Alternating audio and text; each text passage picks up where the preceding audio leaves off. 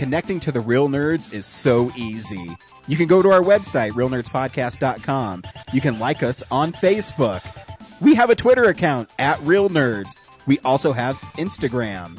You can call us, 720-6nerds5. You want to email us? You can do that too, realnerds@gmail.com. Thanks for listening, and enjoy the show.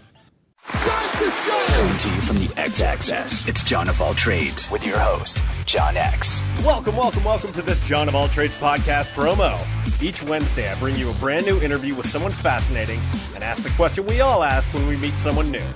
Hey, what do you do? It's fun, informative, and it's the 2017 Westward Reader's Choice Award winner for Best Denver Podcast. iTunes, Stitcher, and johnofalltrades.us. My name is Henry Jarvis, and you're listening to the Real Nerds Podcast.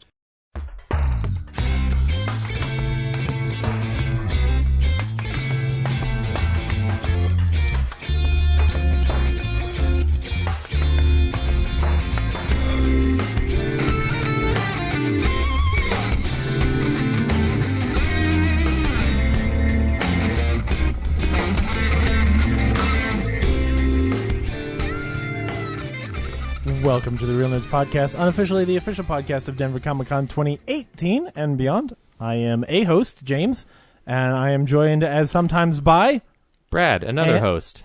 And? Zach, resident goofball. I always say a host when it's me because I'm not like... Ryan says the host, so I think it's funny. Because he's an egomaniac. Yeah, I like to draw attention to the fact that I'm not the host. I'm a co-host, and therefore... You're a democratic host. The host. But sitting in for Ryan this week, maybe even better, is fan favorite Corinne. Corinne, thanks for coming. Fan favorite? Well, I don't know. We didn't have a poll or anything, but...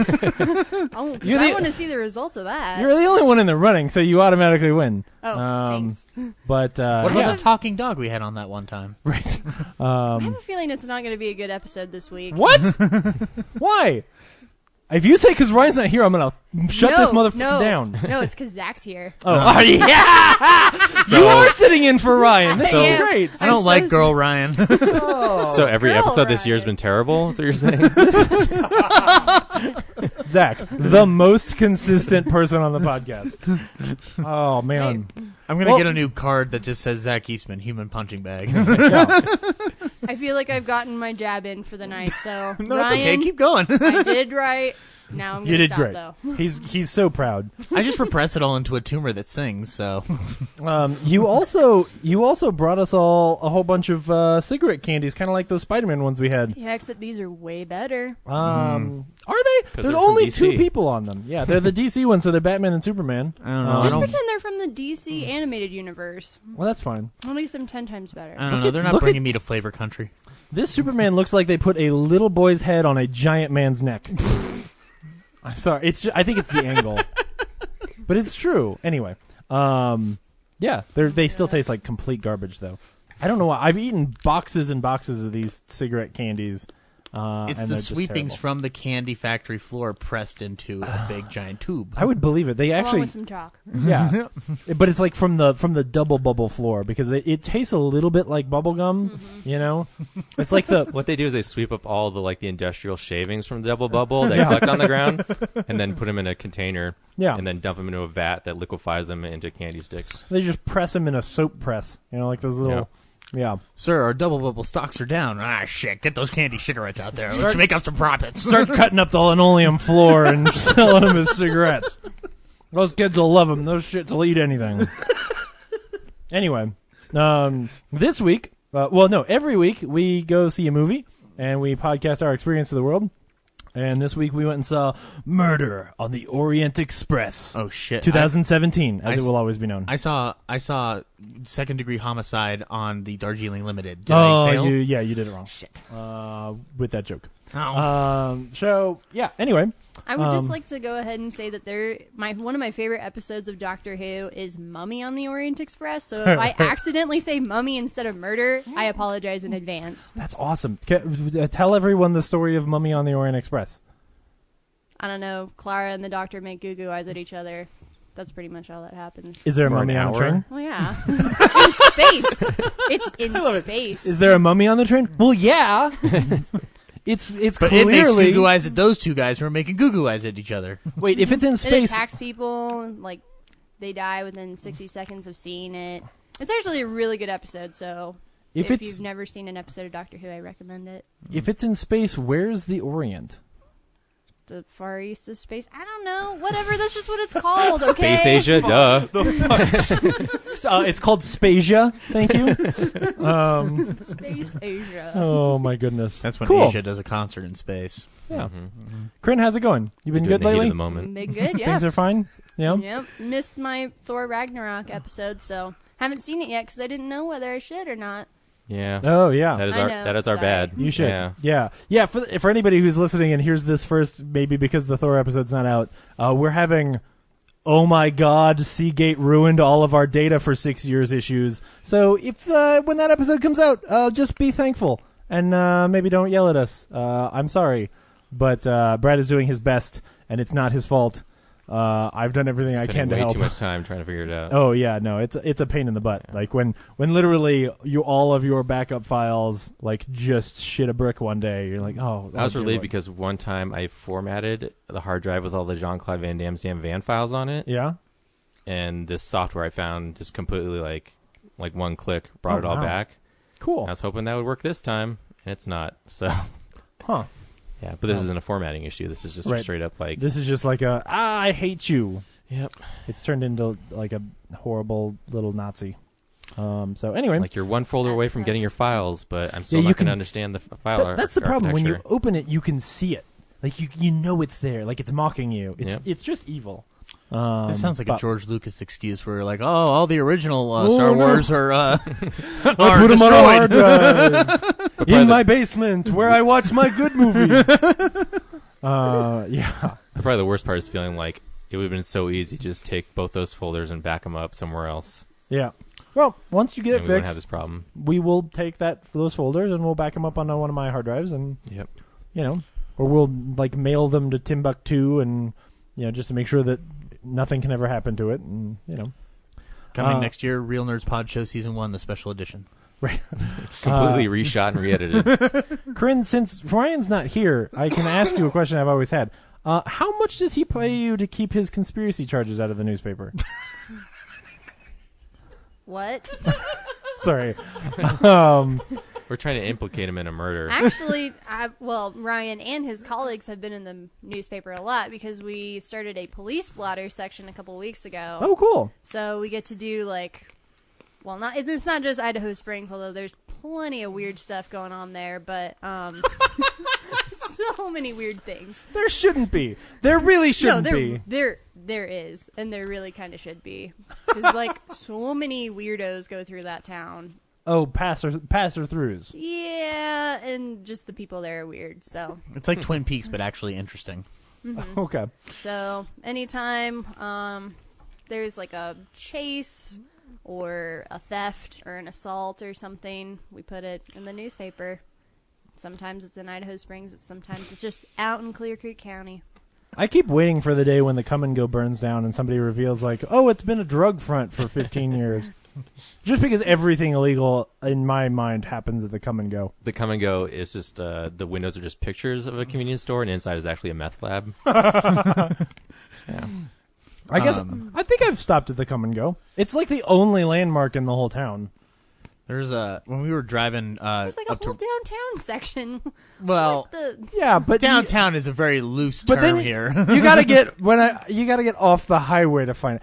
Yeah, just saying. You have to get off the highway to go to the Come and Go. If you're like me and you're just staying on the highway, when you're driving through Idaho Springs, all you see is the Come and Go. If you want to recreate And you just go. the movie Psycho in Idaho Springs, it's very easy to do that. There are so many fucking motels in that area. Are they really? Oh, yeah. We were driving over to his house to go see Cult of Chucky, and there's just motel after motel after motel, and I'm like, ugh, I want to put... I don't even want to take a black light into there. It would just bright and shine in my face. I bet they're happy places. Oh, No. I bet they're just fine. They're not. They're really not. I was trying to There's start defending it legitimately- because I was being there's such an legitimately ass. people living in those hotels. Well, yeah, It's- but they're bad. doing their best. They're trying as hard as they Fair, can. That doesn't mean it's It's nice. I'm trying to redeem myself for being an asshole about it, and you're not letting It's me. just a town full of people trying to get their life back on track so they can reclaim the love of their lost life or whatever, you know? Yeah. It's an inspirational town in its own way. Well, and apparently everyone in Idaho Springs has a warrant out for their arrest somewhere, because anytime they pull anyone over, there's a warrant out for their arrest. It does sound like that when I hear stories.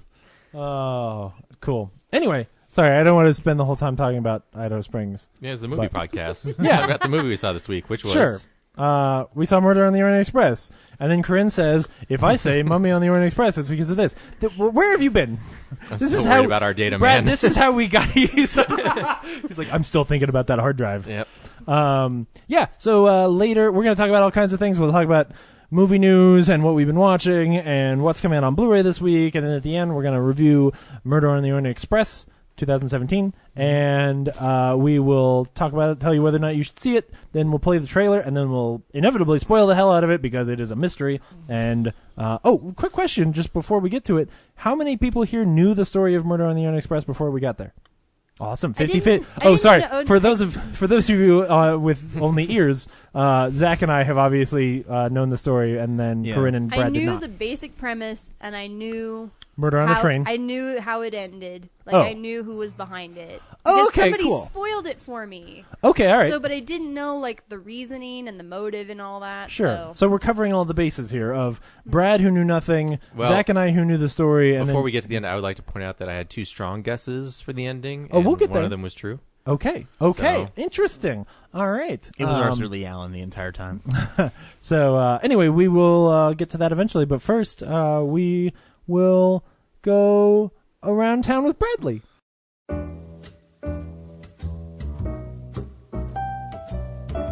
Hey, film buddies, follow me around Denver.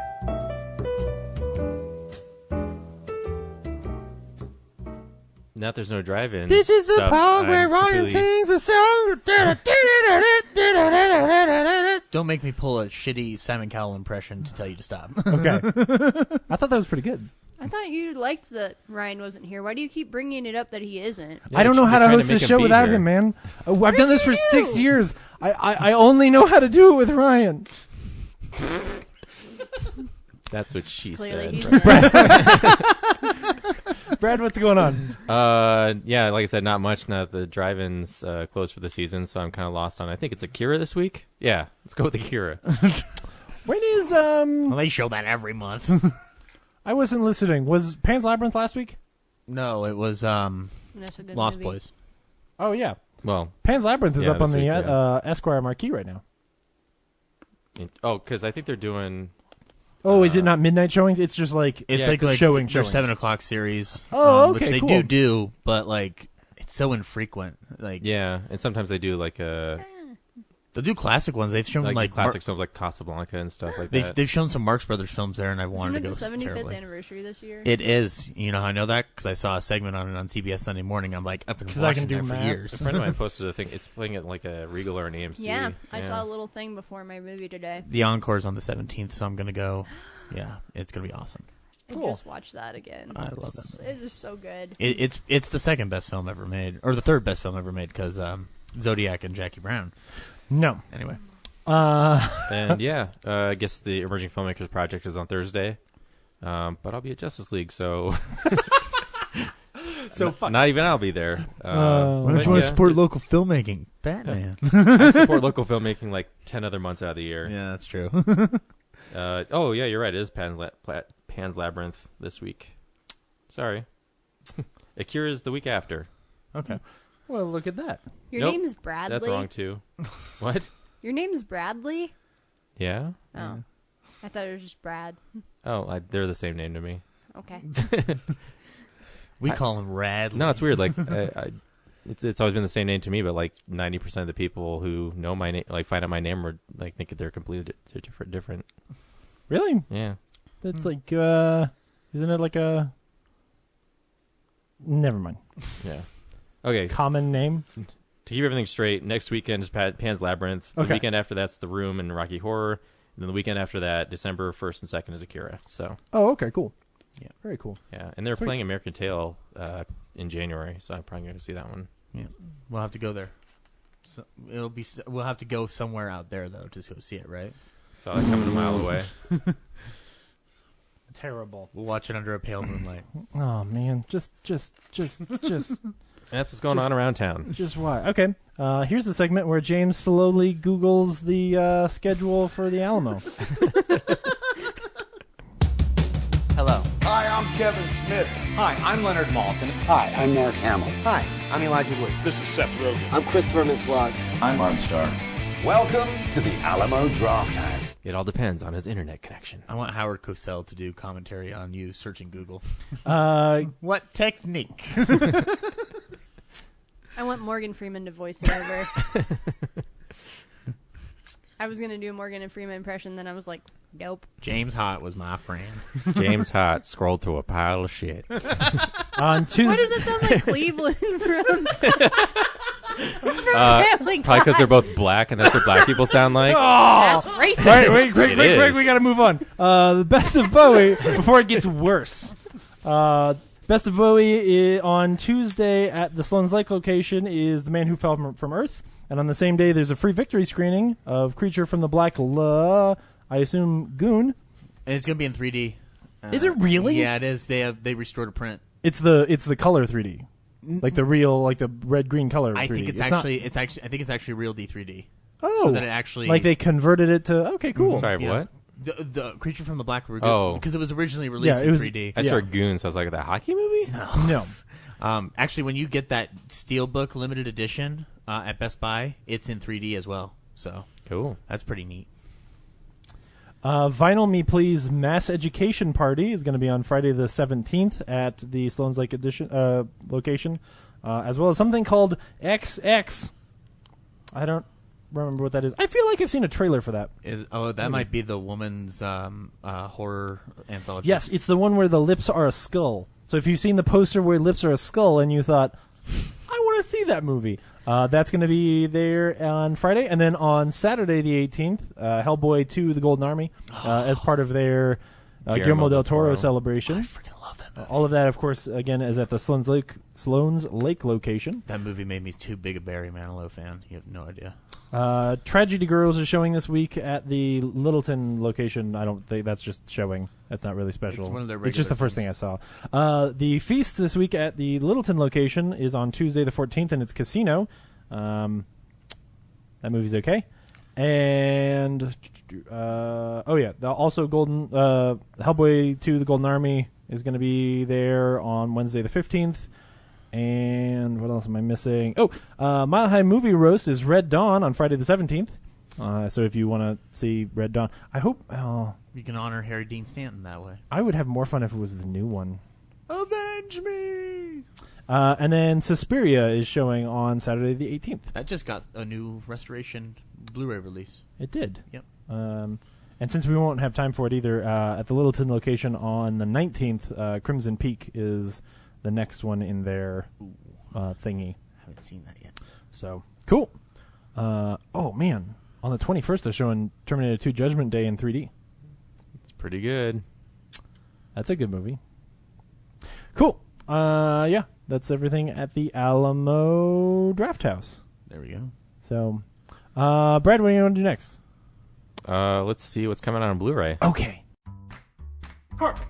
Get me the video cassette of Spaceballs the movie.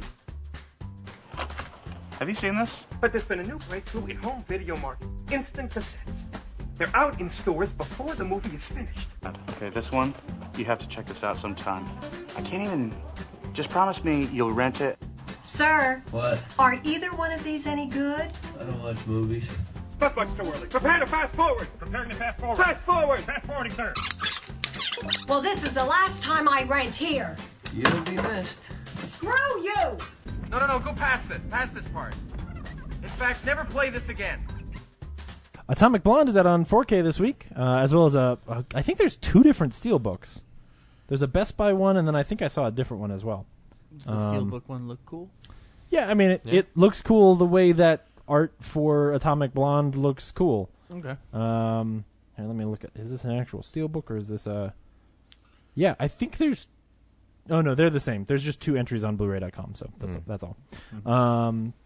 Wind River, which is that movie with Jeremy Renner and Elizabeth Olsen that I have heard many good things about. Directed by the guy who wrote Hell or High Water and Sicario. Hawkman. And written... Hawkeye and the Scarlet Witch movie. Yes. Only they're lost in the world of the gray, and there is no magic. No, it's actually... I heard the story about it, where it's a murder mystery on an Indian reservation, because apparently the actual statistics are that like a surprisingly large amount of women go missing on Indian reservations and they're never found. So it's like a based on kind of true events, or at least kind of true statistics, like cool murder mystery. Inspired by true events. Yeah, inspired. There you go. Yeah. So I'm really excited to see it. I wanted to rent it on Amazon today, but you can only buy it right now. So I figured if I was going to buy it, I would just wait till the Blu-ray came out. Yep. Fall from Grace. Nut Job 2, Nutty by Nature, is on Blu-ray this week. So if you want to... I got to know what happened to Will Arnett's squirrel. Watch that happen. Jackie Chan's in it. That's too bad. George A. Romero, Between Night and Dawn, which is a documentary from Arrow this week. That's on Blu-ray, so you can check that out. Gilbert is a documentary about Gilbert Gottfried. From the guy who made the Harmontown documentary a couple years ago. I like Gilbert Gottfried. He's a funny man. Season 2 of Preacher is out on Blu-ray this week, so I can finally catch up on that. Does it exist? Actually, I already own it because I bought it on Amazon, so I have the whole thing. I just sort of fell off. I guess I should. It may not exist. Yeah, it's entirely possible that show never came out, and I'm just having crazy lucid dreams. But I just love the days when you still couldn't believe that it was happening. That show didn't happen. Doctor Who, the complete 10th season. None of these words work. The 10th season. The 10th season. But I always, it says series, and then but it means British season. people, yeah. Because British are weird. Yeah. But they're awesome. Anyway, this is the last season before the lady takes over. Yep. And we got pictures of her this week. Yep. Being like a lady. At the Good for Christmas her. special, Capaldi will exit, and I forget her name, but she'll come on at the very end. Jodie Whittaker. Are they going to call her doctress? Or, just not make a just big deal be out the of it? doctor. Okay, good. That's what they should do. It would be offensive if they did anything else. Amityville: The Awakening, which is I think straight to DVD movie. Did it come out? No, it was supposed to come out 2 years ago, and it sat on the shelf. A lot of the horror community knew about it, and we knew that it wasn't it probably wasn't ever gonna be released. 2 weeks ago, it came out on DirecTV on demand, and very limited theatrical release, and it only made $187 total box office. $187. Yes. You didn't leave off 1,000? Nope. So what is that? There was an that's article like about 10 sales? I guess so. There was an article about it on Slash Film or something. I was just like, that's shitty. That's awful. They put all their money in the on-demand market for it, to cut their losses, I guess. I don't know. Was that a Shia LaBeouf movie or something? No, it's Bella Thorne, Jennifer Jason Leigh, Cameron Monaghan. I don't know. I feel like I'd heard about it somehow. Amityville Awakening. It's another Amityville horror movie. Oh. Yeah. I must be thinking of a different movie then. I bet people kill each other in a house.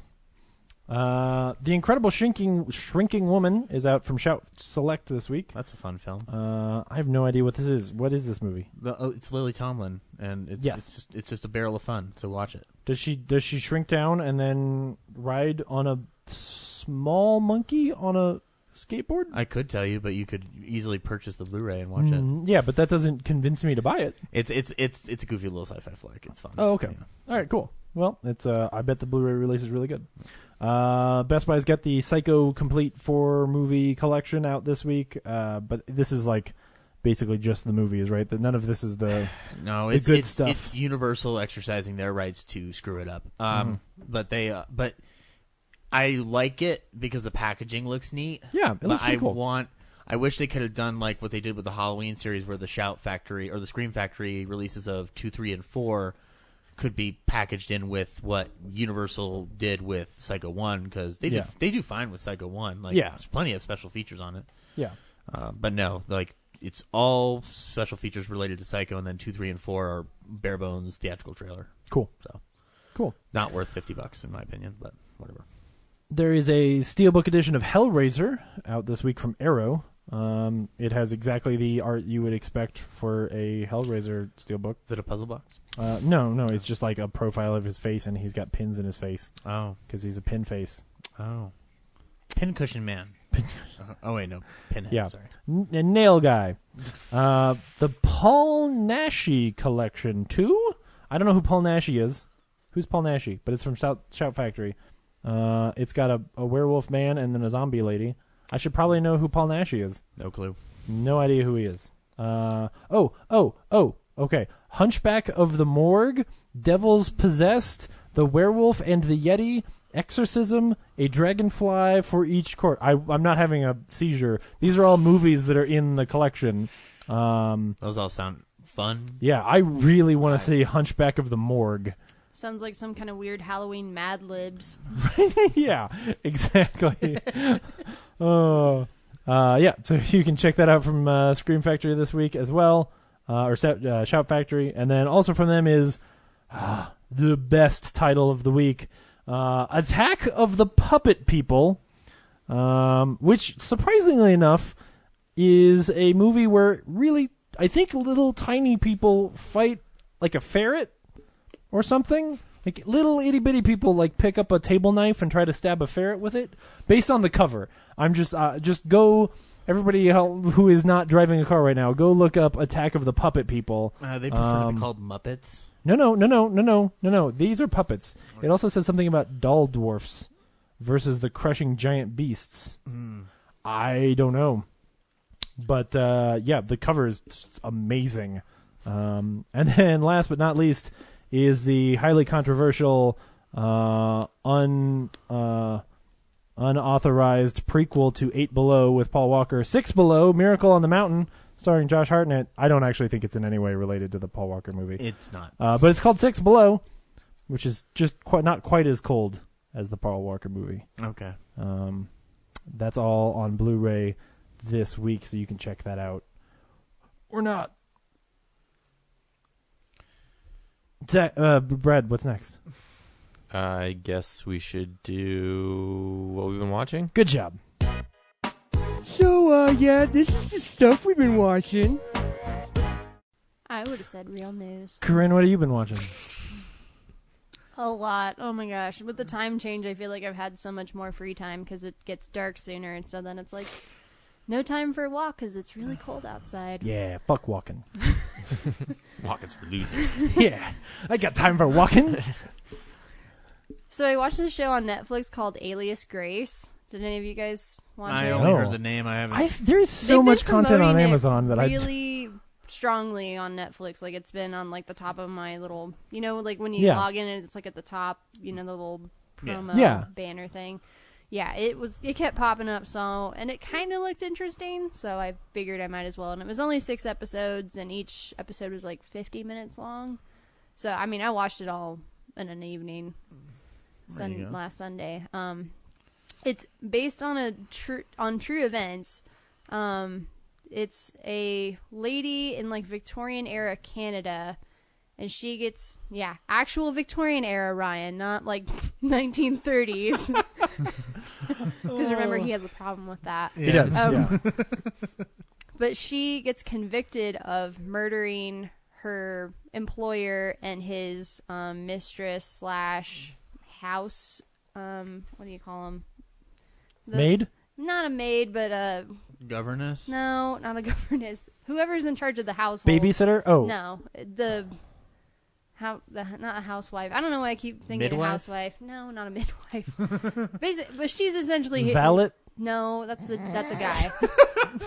Master of the house. Housekeeper. Oh, This yeah. housekeeper Why can't a woman be a valet? / mistress, because then she'd be a maid.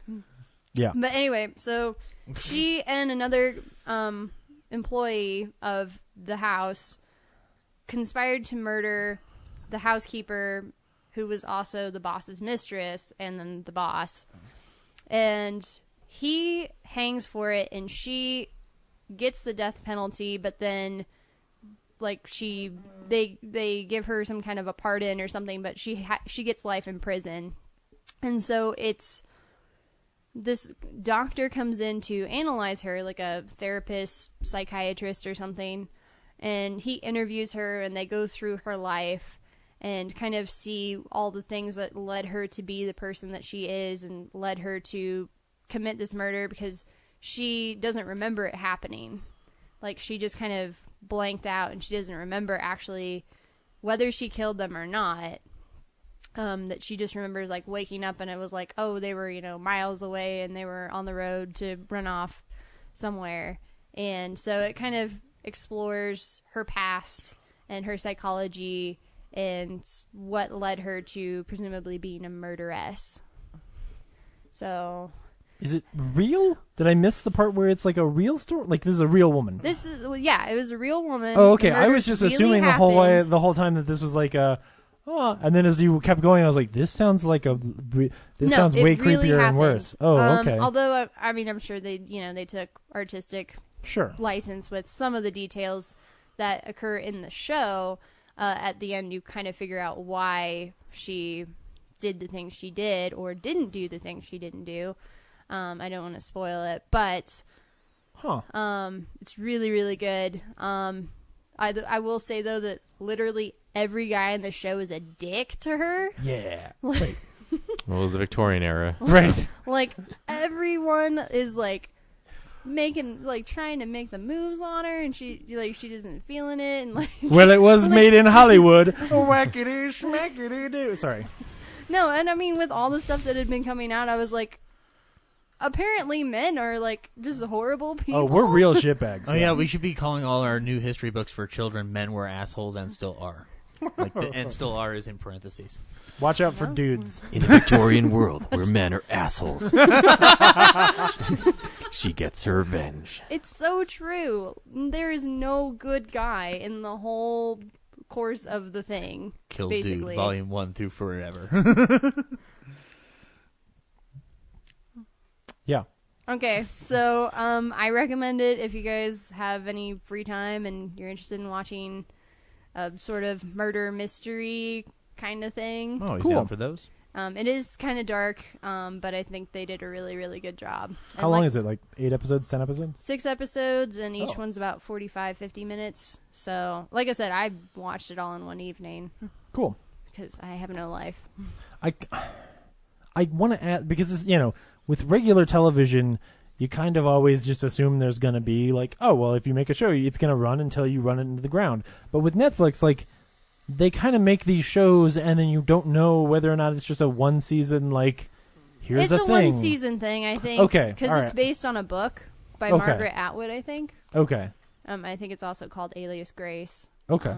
But yeah, that's what if they make a sequel, I don't know how they would do that because she's old at the very end, so.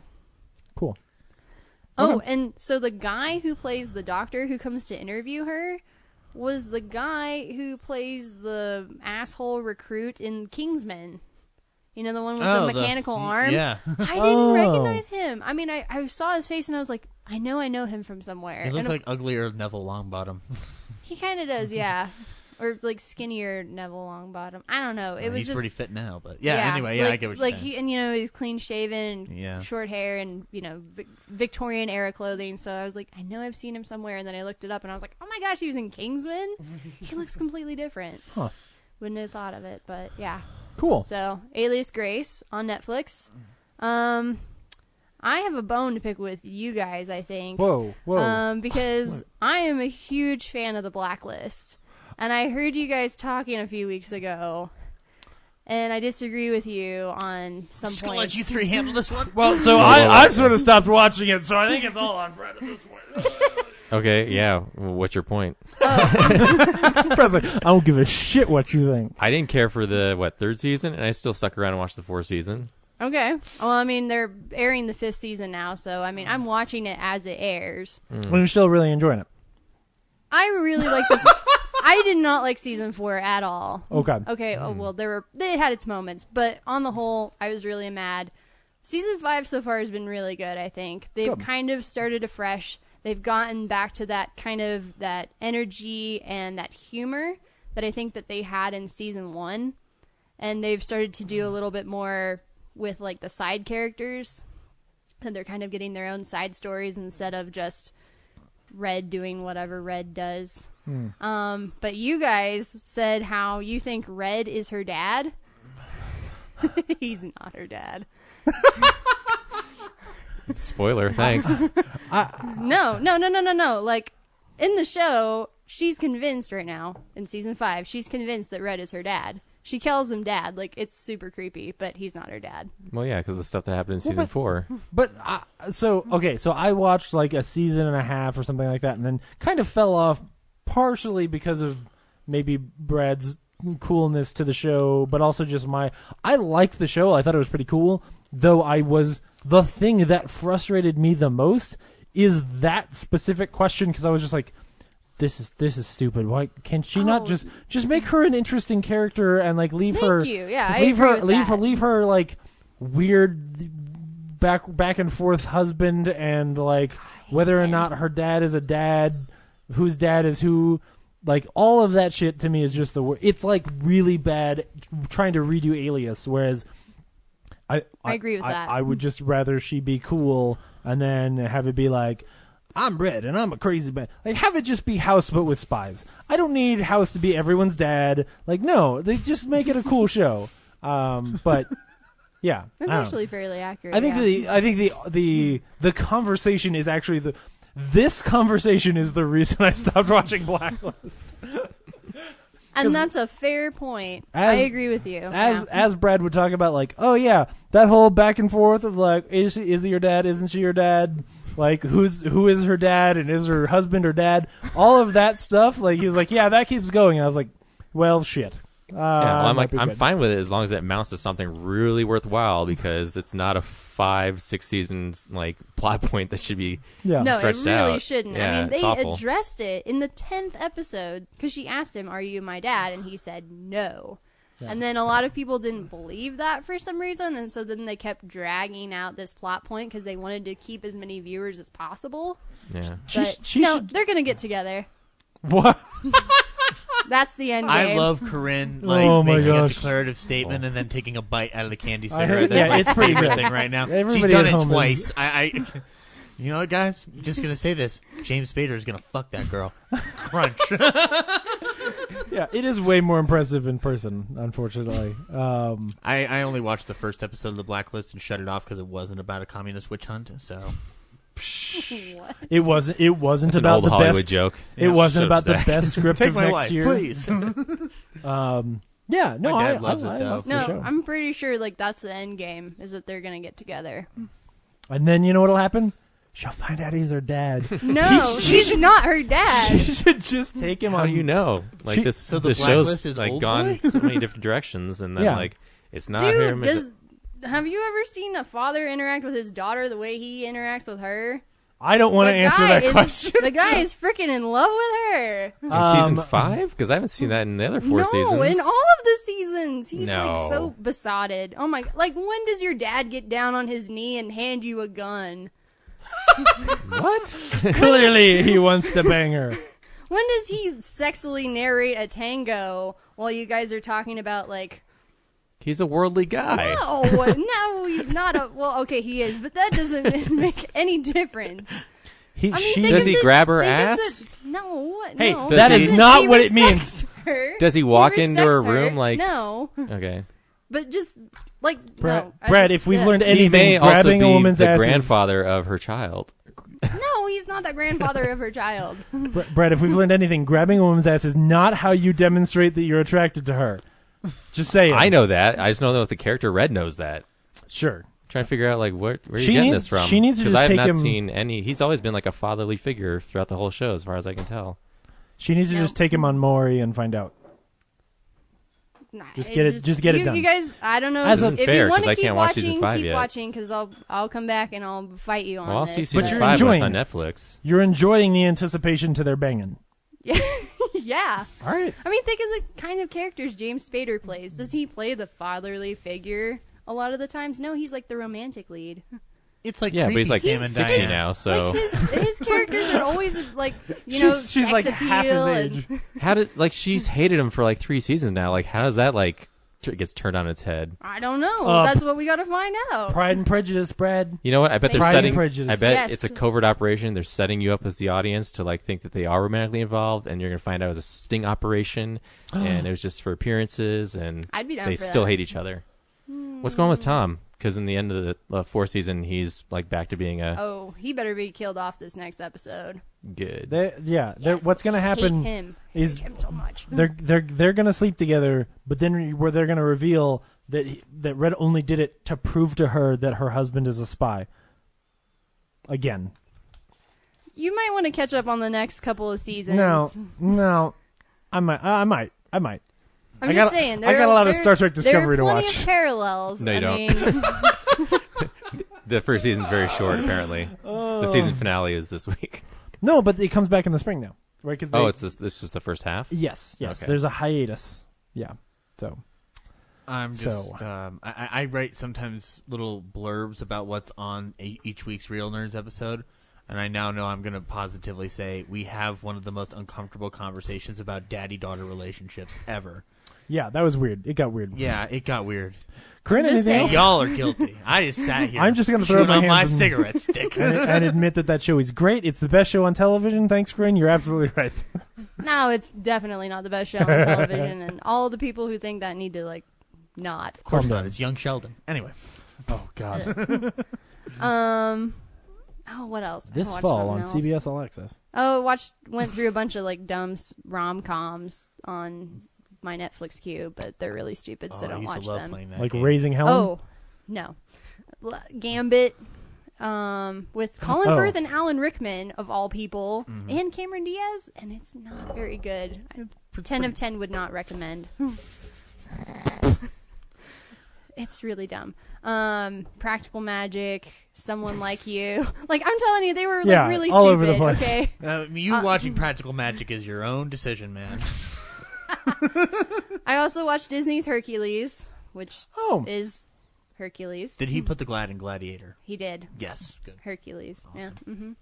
Yeah. But more importantly, because we had an Agatha Christie movie this week, I watched, I think it's 2015 version of BBC's And Then There Were None.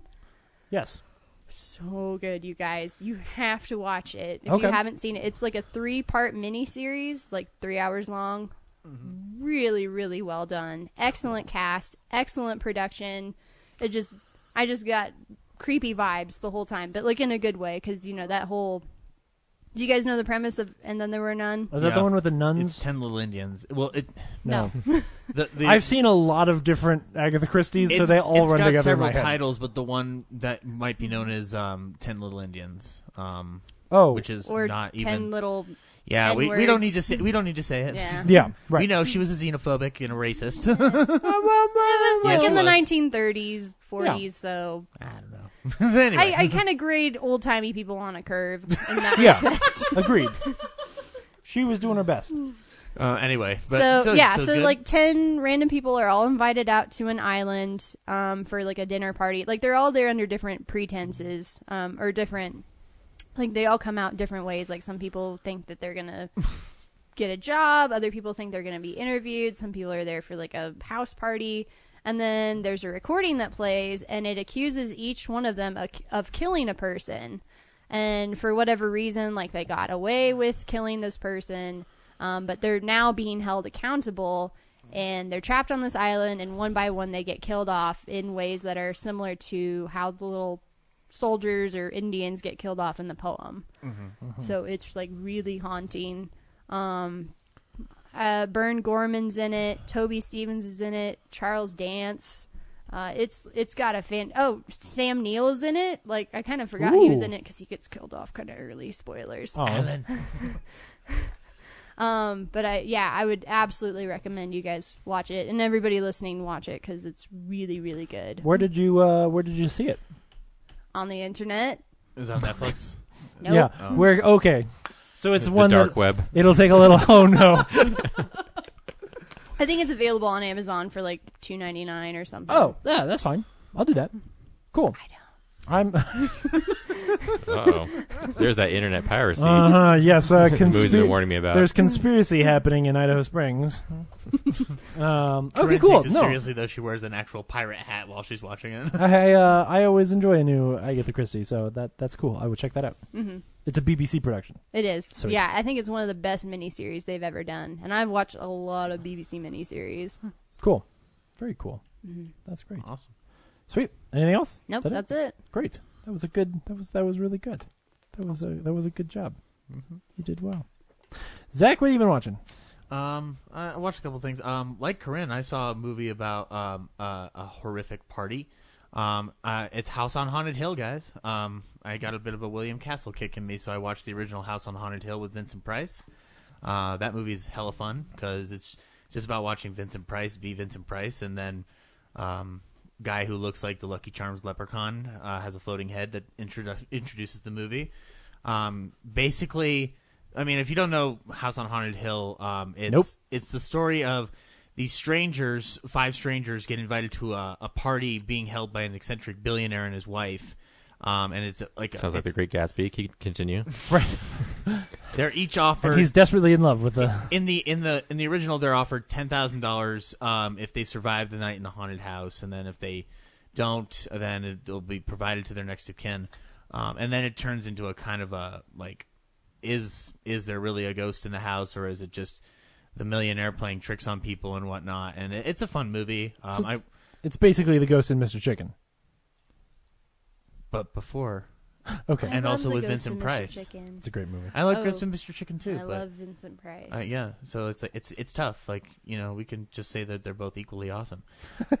What is not equally awesome is I also watched the remake of House on Haunted Hill. And I hadn't seen it for a long time, and I don't remember liking it then, and I had a different appreciation for it this time around because Jeffrey Rush would make an amazing Vincent Price for a biopic, because he does a really good job. And like his American accent weirded me out at first, because he's definitely he's trying to get Vincent Price's voice, which is not, because he wasn't British, he was American, but like that sense of elegance, and he does it really well.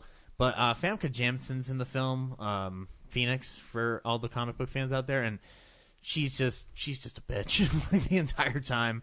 Like the millionaire's wife in the original is somewhat like sympathetic, and she's just like flat out like I did not care for her character at all.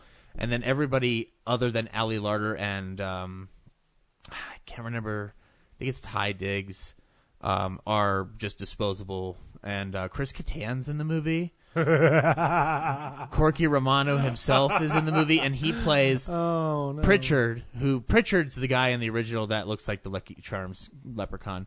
And he does a weird version of Pritchard, because Pritchard is just a supernatural, he's paranoid that the ghosts are real in the original. In this one, he's paranoid, but he's also very greedy. He wants his money, and at one point, he thinks he's going to die, so he thinks he deserves sex, which is really weird. It's all over the place. What, you don't do that? No.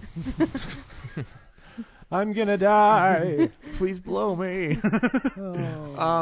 No, but what I liked there are ideas on it that are really good, like the idea of the ghosts actually being real, and like them trying to kind of like take a new twist on the concept is interesting, but they don't execute it right. And part of the problem is that they bring this whole, this was a house that was built on an old mental ward, and it's a concept that like has lost its horrificness over time. So like it didn't really work out, but like I don't know, it's all over the place. But like I liked Ali Larter in it a lot. Like I thought she was really capable, like in the film, like in terms of just like being a badass. But like she's not like superb in it. It's just like I liked her more than others in the film. Yeah. And Jeffrey Rush, like I said, he's amazing in it. So you know, if you watch the film, watch it for him, because like it's not worth the $3 I rented it for on Amazon, but maybe if you find it in the car wash, it might be worth it. And I also watched the Riff Tracks version, and that one's funny because they fire one of the riffers in the middle of it and replace him with Paul F. Tompkins, and it's funny. But he only gets out one line, and then they rehire Kevin Murphy back. I saw Miami Connection. Have you've seen it before, Brad? In the theater, yeah. Okay, so it was available for with a riff and without a riff. So I watched it without the riff first. So Miami Connection is many things.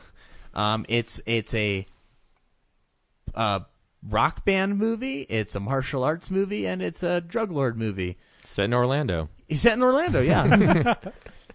Strangely enough, I can't really describe the plot because I don't know if there is one. Well, the one guy's looking for his father. Yeah, that scene is so weird. It's called Miami Connection, and it's set in Orlando. Yeah. Oh. It's made by there's this famous martial arts guy who had a string of dojos in Orlando, and he decided to just finance his own movie to promote his dojos. I can't remember his name, but he I mean, he didn't direct it. He produced it and starred in it. But YK Kim. But there you go. But actually, the scene you're referring to, where he's giving this heartfelt speech about not having a father around when he was younger, and everything, he doubles down on every sad thing that can happen to an orphan child. And then his dad shows up by the end of the movie, and he's a young guy in old man makeup. Yeah. It's one of my favorite How Did This Get Made episodes ever. What's the band's name? Like Dragon Song? Oh God! Dragon Sound. I can't remember. It's Dragon something, but the song that they do at the beginning, it's like friendship. It's oh God! It was so it was like Samurai Cop when you and I saw it, where I was like, what the fuck am I watching? So much so that when I watched the Rift version, it was funny. They're making good jokes, but without the soundtrack was even or without their riffing was even funnier, because you're putting your own your mentality into it, like The Room sometimes, you know. Mm-hmm. So that was an interesting watch. The band's name is just Dragon Sound. Yeah. Yeah. Oh, I forgot about it. It's so bad. Gosh. And then I saw Carnival of Souls also for the first time this week. What? Carnival of Souls. It's a 1966 horror film directed by a guy who never made another feature film after that, and his primary job was that he made educational shorts, those ones that the Riff Tracks crew does. The way I saw it, the film was actually on Filmstruck, that new streaming site that does the Criterion releases. Yeah. Because I guess there's a Criterion for this movie. The best way I can describe this film is the way the Criterion packaging describes it. It is an attempt at an American version of an Ingmar Bergman film.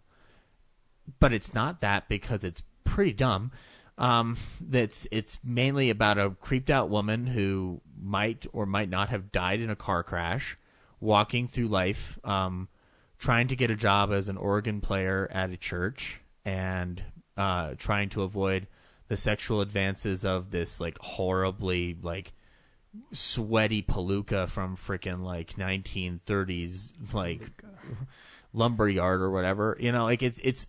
It's all over the place. There's a reason why there's riffs on it. There's a reason why it's on the list of shitty films, but the way it's shot is actually really interesting. It looks pretty good for a film that was made on that low a budget. But I mean, I don't know. If you're in the mood for a bad-ish movie, I'd watch it. It's good for some laughs. I'm tempted to get the Criterion Blu-ray of it to see what special features are on it, because I'm more fascinated, like Plan 9 from Outer Space, I'm more fascinated about the people behind the camera than I am about the movie in front of me. On that note, I also rewatched Ed Wood, because I'm kind of getting ready for Disaster Artist, and that movie's amazing. I love Ed Wood a lot. Mm-hmm. And also felt appropriate because Landau, still, that death still hurts. I liked Martin Landau a lot. Yeah. But yeah, and then the only thing I watched this week, was Mindhunter. I finished it up. Oh, cool. I like it. I think, like you were talking about last week, it's a really interesting procedural show within the realm of like the history of the FBI and criminal profiling. Yeah. I like that they more or less covered like a lot of Jack Douglas's material from that book that he wrote that the show's based on. I don't know why some people are comparing it to Zodiac because I didn't feel that vibe. Because they're directed by the same guy, and that's it. I know. Like, that's the only reason. Well, yeah, but like that's and like, they're both about serial that's killers. that's like saying Kill Bill is just like Jackie Brown. Like that makes no sense. Like I think the the pace of Mindhunter is very different. Like, it's a very different pace. Oh, agreed. Yeah, one of them is yeah, and so and also it's a television show, so like it's hard to make that. But I liked everybody in it. I liked the cast. There were people I was not familiar with, so that was fun. And so yeah, I'd recommend it. It's fun. I want to see a second season out of this, and I'm sure we'll get one. Yeah. So I'm sure it's doing just fine. But yeah, that's all I watched this week. Cool. Brad? This week I watched I'm trying to see which one I should start with. Come on, phone. Just pick any one of them. Yeah. Okay, so it's unfortunate that Ryan's not here because I saw The Lost Boys. Oh. That's a movie. That is a movie. Yeah. I've never really cared much for it. One of the most packed midnights I've ever been to, though. Oh, so, really? Wow. A lot of people do enjoy it. No, yeah. I don't understand. I guess How did you like it? I guess I get the appeal, but it just isn't. It's not my thing. Yeah, I think maybe if you saw it like in the 80s as a kid, yeah, like much like the Goonies, where like I didn't see the Goonies till I was like 16 or so, and so I watch it and I'm like, oh, that's a fun movie, but it's not. Batteries not included. It's not your soul. Yeah, where I think some people probably saw that when they were just young enough that like these rowdy kids kind of swearing sometimes was really fun, and then there's some gore and some vampires, so you kind of felt like you were seeing a horror movie. Like I don't know, but you said The Lost Boys, and in my head I pictured Stand By Me. So which The Lost Boys? Oh, Kiefer Sutherland's a vampire, and then Jason Patrick and Corey Haim moved to this town, Santa Clara. It's like a giant carnival town. Everyone just hangs out on the boardwalk. Carnival towns. Yeah. And it's packed with weirdos. I'm not kidding. This is how Joel Schumacher sets up. Like, it takes forever for this movie. Joel Schumacher. Ladies and gentlemen, Joel that makes sense. It takes forever to get started. Like, the first 10-15 minutes are a lot of like aerial shots and like zoom ins to the carnival, like the amusement park part of the town, and then finally, we get to know Jason Patrick and Corey Haim. Their mom is recently divorced, so they move in with their grandfather, and their grandfather is super eccentric. He's this like weird hippie guy who does a ton of taxidermy, and then like there's this like dopey jokes about Corey Haim wakes up and there's like a stuffed owl next to his bed, and then the next day it's a raccoon.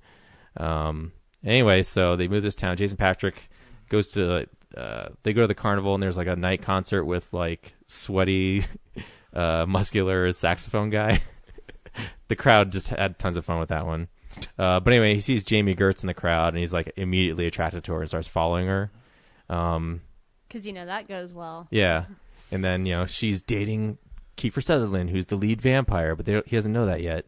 And then Corey Haim goes to a comic book store and meets Corey Feldman and his buddy, and they're amateur vampire hunters. And by the end of the movie, you figure out that this town, like, people know that it's overrun by vampires, but they still feel free to just hang out and get abducted by vampires.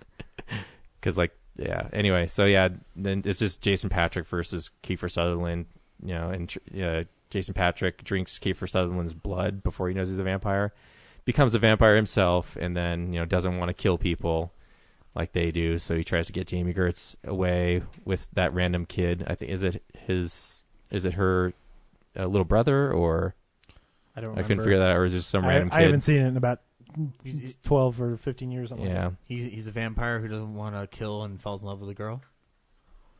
Does he sparkle? I saw where you were going. Yeah. And then all the vampire flying is really just the camera moving around because they don't have a budget to show Kiefer Sutherland actually lifting off the ground. Yeah. And then Alex Winter from Bill and Ted, I didn't know he was in there. So yeah. It's all right. That's fine. It's fine. He gets staked. Which I guess Spoilers. I guess when you're killing vampires, like they're really, when you're using wood, they're like it just takes a 10-year-old kid's strength to stab them through the chest. They're very fragile. Yeah. Yeah. Yes. So. Yeah. They're super strong unless you use a piece of wood against them. Yeah. Because they're made of glitter. There's a second one. You could watch The Tribe next. I don't think so. Now that you're a big Lost Boys fan. Yeah. I hear people love it. Probably the funniest part is when at the finale when you find out that there's that Kiefer Sutherland's not actually the head vampire, and then Grandpa shows up to save the day, and what does he say? Oh yeah, like the one thing I do hate about this town is it's overrun by vampires, and then it just cuts to their face, That's right. the family's faces, Yeah, like dun, dun, dun. Sad trombone. That's kind of like the sound of Joel Schumacher's entire career is dun, dun, dun. Yeah. I also got to see the Tragedy Girls. Oh, cool. How is it? Meh. Okay. Was like, it a tragedy? Tell people about the Tragedy Girls. Not like a complete tragedy, but like I get what it's trying to do is it centers around these two girls who are like really into social media and they're also trying to be serial killers. So like those two things together make your leads very unlikable. So they're very vapid and selfish and murderers. So they set up a lot of their friends at school into traps that get them killed so they can Instagram it and pretend that they are like first at the scene and they know where the killer is going to strike next. And they're trying to like build a social media presence around like predicting the next death in the town and stuff. And so they start off by capturing the real like Jason style killer in the town and holding him hostage because they want him to teach them stuff, but he's a psychopath and just wants to kill them still. So and then for the rest of the movie it's the girls interacting with people, and like one gets really like more into learning how to serial kill, and the other one starts becoming popular with the school, and so she stops being this hard edge killer person, and eventually that fractures their relationship, and then they have to resolve things. And Craig Robinson shows up at one point, and I'm like, sweet, this movie's gonna get really funny. And then no, it's almost like a cameo, like he's just in there to get murdered. I think he's a producer on it. Yeah. And that it is pretty bold at the end that it's not like a happy ending, which is nice, but still I just didn't care about anyone in the movie that has And then because it was like right before I had to see Murder at the Orient Express, I didn't even watch all the credits to it. I just rushed out to the next theater. So, and then the last thing I saw, which was really good, was I, Tonya. Oh, yeah. Very cool. The Tonya Harding so biopic. You recommend it? Yeah. It's really cool how they play with, like, they break the fourth wall so much, and it's to great comedic effect. And it's not. You'd think it would be mostly about the incident, as they call it in the movie, but a lot of the movie is really just about the domestic abuse she endured, and it's pretty brutal. But also played to comedic effect in some ways. Because it's Allison Janney, isn't it? Well, she beats like her a few times, yeah. Yeah. Oh. But yeah, and Allison Janney's hilarious. She's just filthy as hell, and super mean. And there's this one point where you think she's redeeming herself, and it's she's still a shitbag.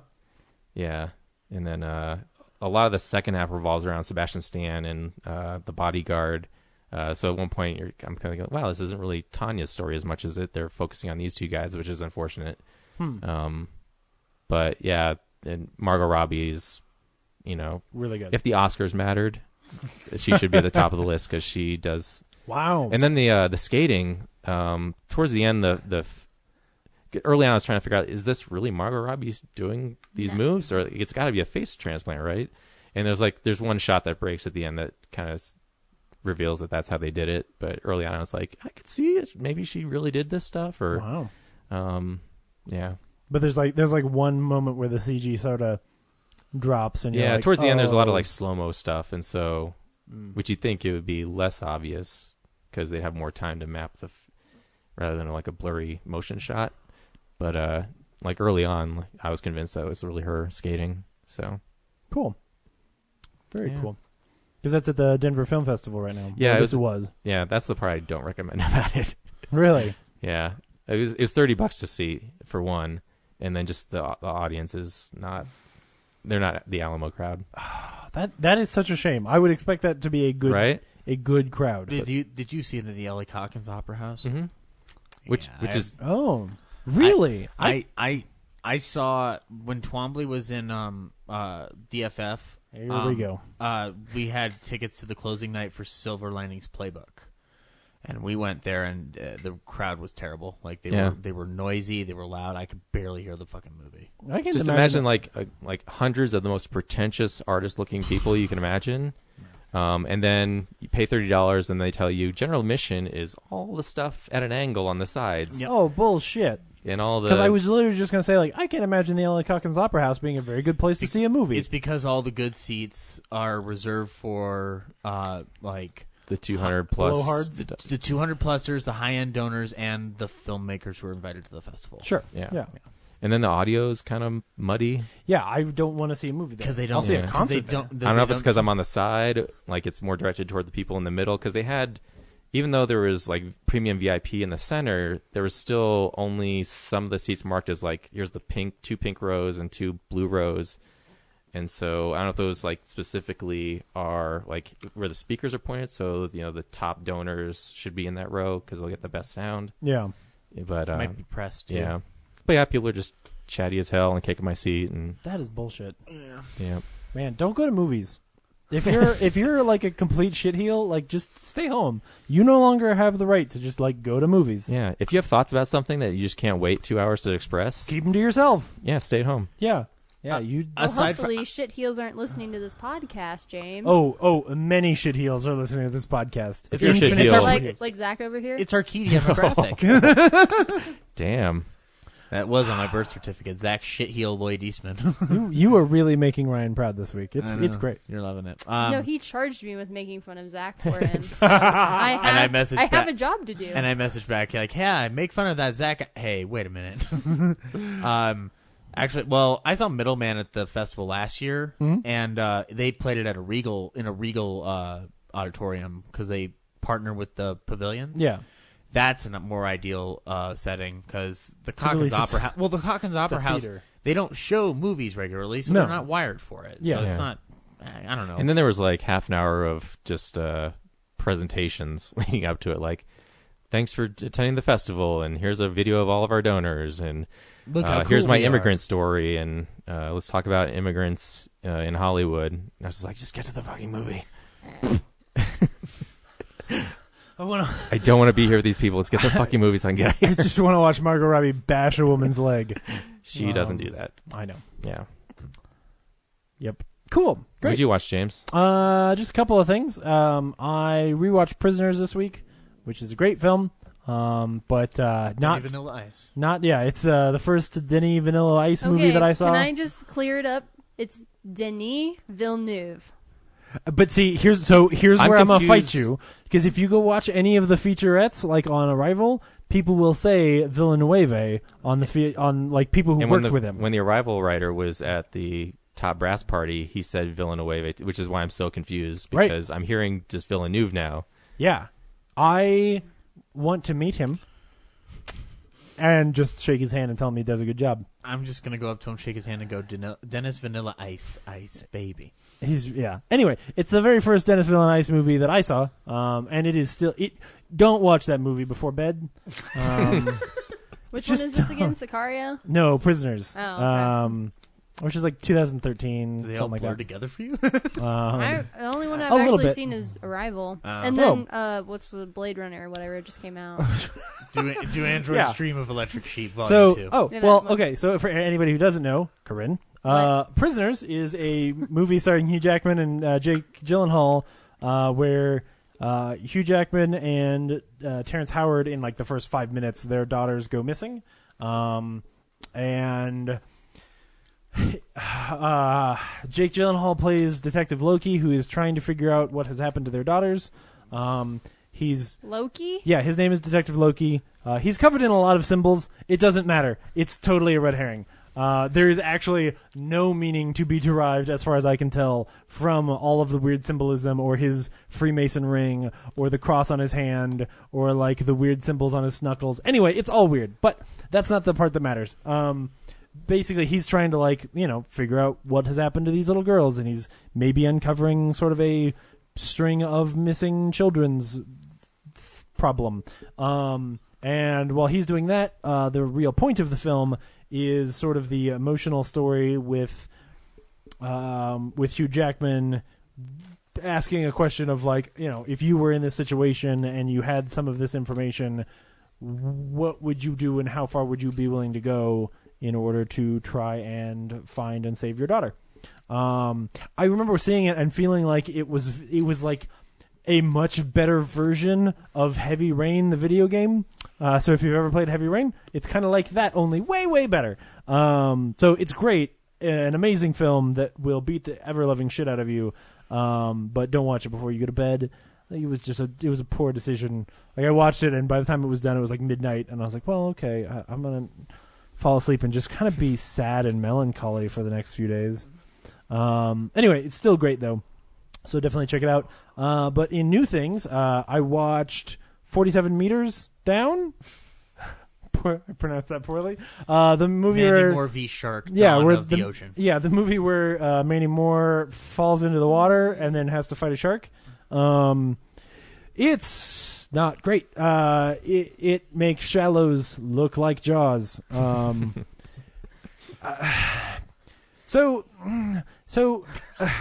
so that was a strange noise. Mandy Moore and her sister are on vacation, and you find out that her boyfriend has dumped her, and so you're supposed to feel bad for her. So they decide to go. For anyone who is an avid It's Always Sunny in Philadelphia watcher, and the episode about the boat where they're like, oh well, you get a woman on the boat because of the implication that you might hurt them. Basically, they go with some creepy dudes on a creepy boat, captained by Matthew Modine, and right, which just seems like a bad idea. And Ladies, but they're like, never go on a boat with Matthew Modine. So these guys are like, never go on a boat. We're big fans of going and swimming with great white sharks, 25-foot long great white sharks. You want to come? We got a cage. You'll go swimming with these great white sharks, and you're like, okay. And obviously, going in okay, this isn't going to go well. But if I were them, I would look at the boat, which makes the orca look like the Titanic. A bad analogy. It makes the orca look like the Starship Enterprise. I would have also turned around and been like, I don't want to get in the creepy metal cage with a very fragile rope. So anyway, they get in the creepy metal cage, and Matthew Modine lowers them into the water, and they go down, and they're like, this is so great. How far down? A big shark. Oh, only about 3 meters. And then the guys are chumming the water, even though that's illegal. And then of course the whole crane breaks off of the boat and drops them to the bottom of the ocean, 47 meters down. And they can't just swim up because you'll get the bends if they swim immediately up. And then there's also giant sharks everywhere, who apparently only want to eat humans, as is usually true in a shark movie. Because, when it comes to being eaten by a shark or getting the bends, I'd rather be eaten by a shark. Well, the bends could actually kill you. What's the bends? The bends is basically the when nitrogen bubbles seep into your bloodstream. Yeah, it can kill you. So when they're no, when they're 47 meters down, how are they communicating dialogue wise? Is it just subtitles? They have a really nice looking scuba suit where you can see the whole actress's face because you paid for it. It's like an Iron Man and suit there's a walkie-talkie in it, so they're talking to each other through it. So they're saying hey, stop! You got to stop freaking out. Oh, because Mandy Moore doesn't actually know how to scuba dive, but her sister does. That's part of it. Is she didn't really want to go because she wasn't supposed to or whatever. Anyway, the whole movie's ADR, isn't it? So they get oh yeah, okay. It's basically a movie narrated by Mandy Moore. And who, by the way, I think Mandy Moore can be really good, and it's not her fault that this movie is ridiculous. Hey man, she's one of us. And this is us. I'm gonna punch you so hard. So I don't want to necessarily spoil it, but I will say that I think the ending of this movie is insulting to the audience. Let me guess. It leads into a sequel where they go 1 meter down extra. No. I mean, like, actually what's happening in the film is insulting to the audience. Ooh, okay. So, anyway. Do they break the fourth wall and say, fuck you, bitches? No. Sorry, that was a shark saying that? Yeah. Oh, yeah. That would be great. CGI shark.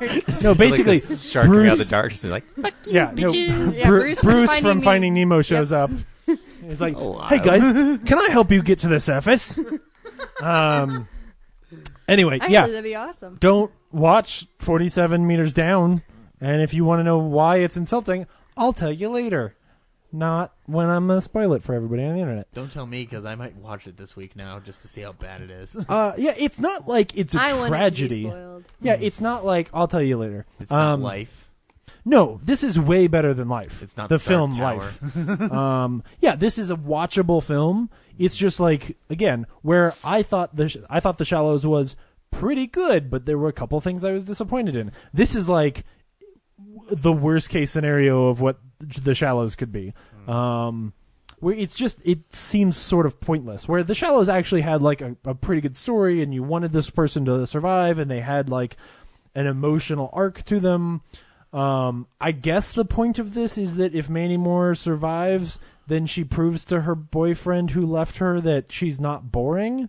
Like she actually says early on, which again is actually pretty offensive, that she basically takes ownership for the breakup and says like, it's my fault. And her sister's like, why? And she's like, because he got bored and that's my fault. And I'm like, no. Mandy, your motivation is, I am not bland. Yeah, like her motivation for going out to swim in the sharks is to prove to her boyfriend, her ex-boyfriend, she's not boring. I'm like, no. Him leaving you because he got bored is not your fault. Like, anyway, it doesn't matter. She's a strong, independent woman who don't need no man. Yeah, but she does need some oxygen. Anyway, and then finally, I got a chance to see Ingrid Goes West, which came out like last week or the week before. I think it was last week. How'd you like it? I really liked it. I thought it was pretty interesting. It's for only being an hour and a half long, it doesn't outstay its welcome with its funny little premise. Because it's basically a movie about a stalker who you're kind of relating to. Like it's like the tragedy girls. Like they're not like quality characters that you're invested in. They're just interesting caricatures, I guess. If it weren't for the beginning sequence, which is funny, but if it weren't for the beginning sequence, you would really be free to sort of relate to this young woman and feel like, oh, like she moves to California because she, thinks it'll be a good fresh start for her. And because she keeps seeing these Instagram people who are like, oh, my life is so great. And then like feels like the way for her to really get that life is to actually just like, hey, what if I try to be friends with this person very, very directly, and then through a series of unfortunate events, A, destroys that friendship, and then also B, kind of realizes that the Instagram people, their lives aren't necessarily that great, and their lives are kind of bullshit, and but because in this case, no, she's actually a serial stalker and totally fucked up, and some of the things that she does are real bad. You've got that sort of anti-hero thing going on where you like Audrey Plaza a lot and you think she's really fun, and man, even in some of the scenes where she's being super creepy and terrible, like if you've seen the trailer, you've seen this moment, but when they're singing whatever, I think it's a Boyz II Men song or something, in the car, and like she's like looking at Elizabeth Olsen like really like, no, I've waited my whole life for you. Like she's really into like, I really love you. And it's creepy and awesome, and the performance is great, and really funny. No, I think it's totally worth checking out. And O'Shea Jackson Jr. Ice Cube the second. Yeah, Ice Cube's son. I think does a really good job. Like, he's super charismatic. I can see him being in movies for a while. I thought that when I saw him in Straight Outta Compton. Yeah, like, I dude, didn't he can do it. Yeah. Yeah, he's straight good in this movie. Like, just solid. So yeah, I think it's worth checking out. It's not a huge ask because it's, short enough that if it had been another 20 minutes long, I'd have been like, no, this doesn't. But it ends right when it should. And again, I don't want to necessarily say how it ends, but I think the ending is maybe part of why I like it so much. So yeah, I think it's good. Elizabeth Olsen is pretty good, and yeah, definitely worth checking out. So I rented it on Amazon, so you can get it there. Cool. Anyway, that's everything for me. Corinne, what should we do next? Well, I think we have to do real news, don't we? Yeah. See, there was a thing earlier where you said, like, I would have said real news. And I've been saving this joke for 35 minutes. Or longer. It's real news!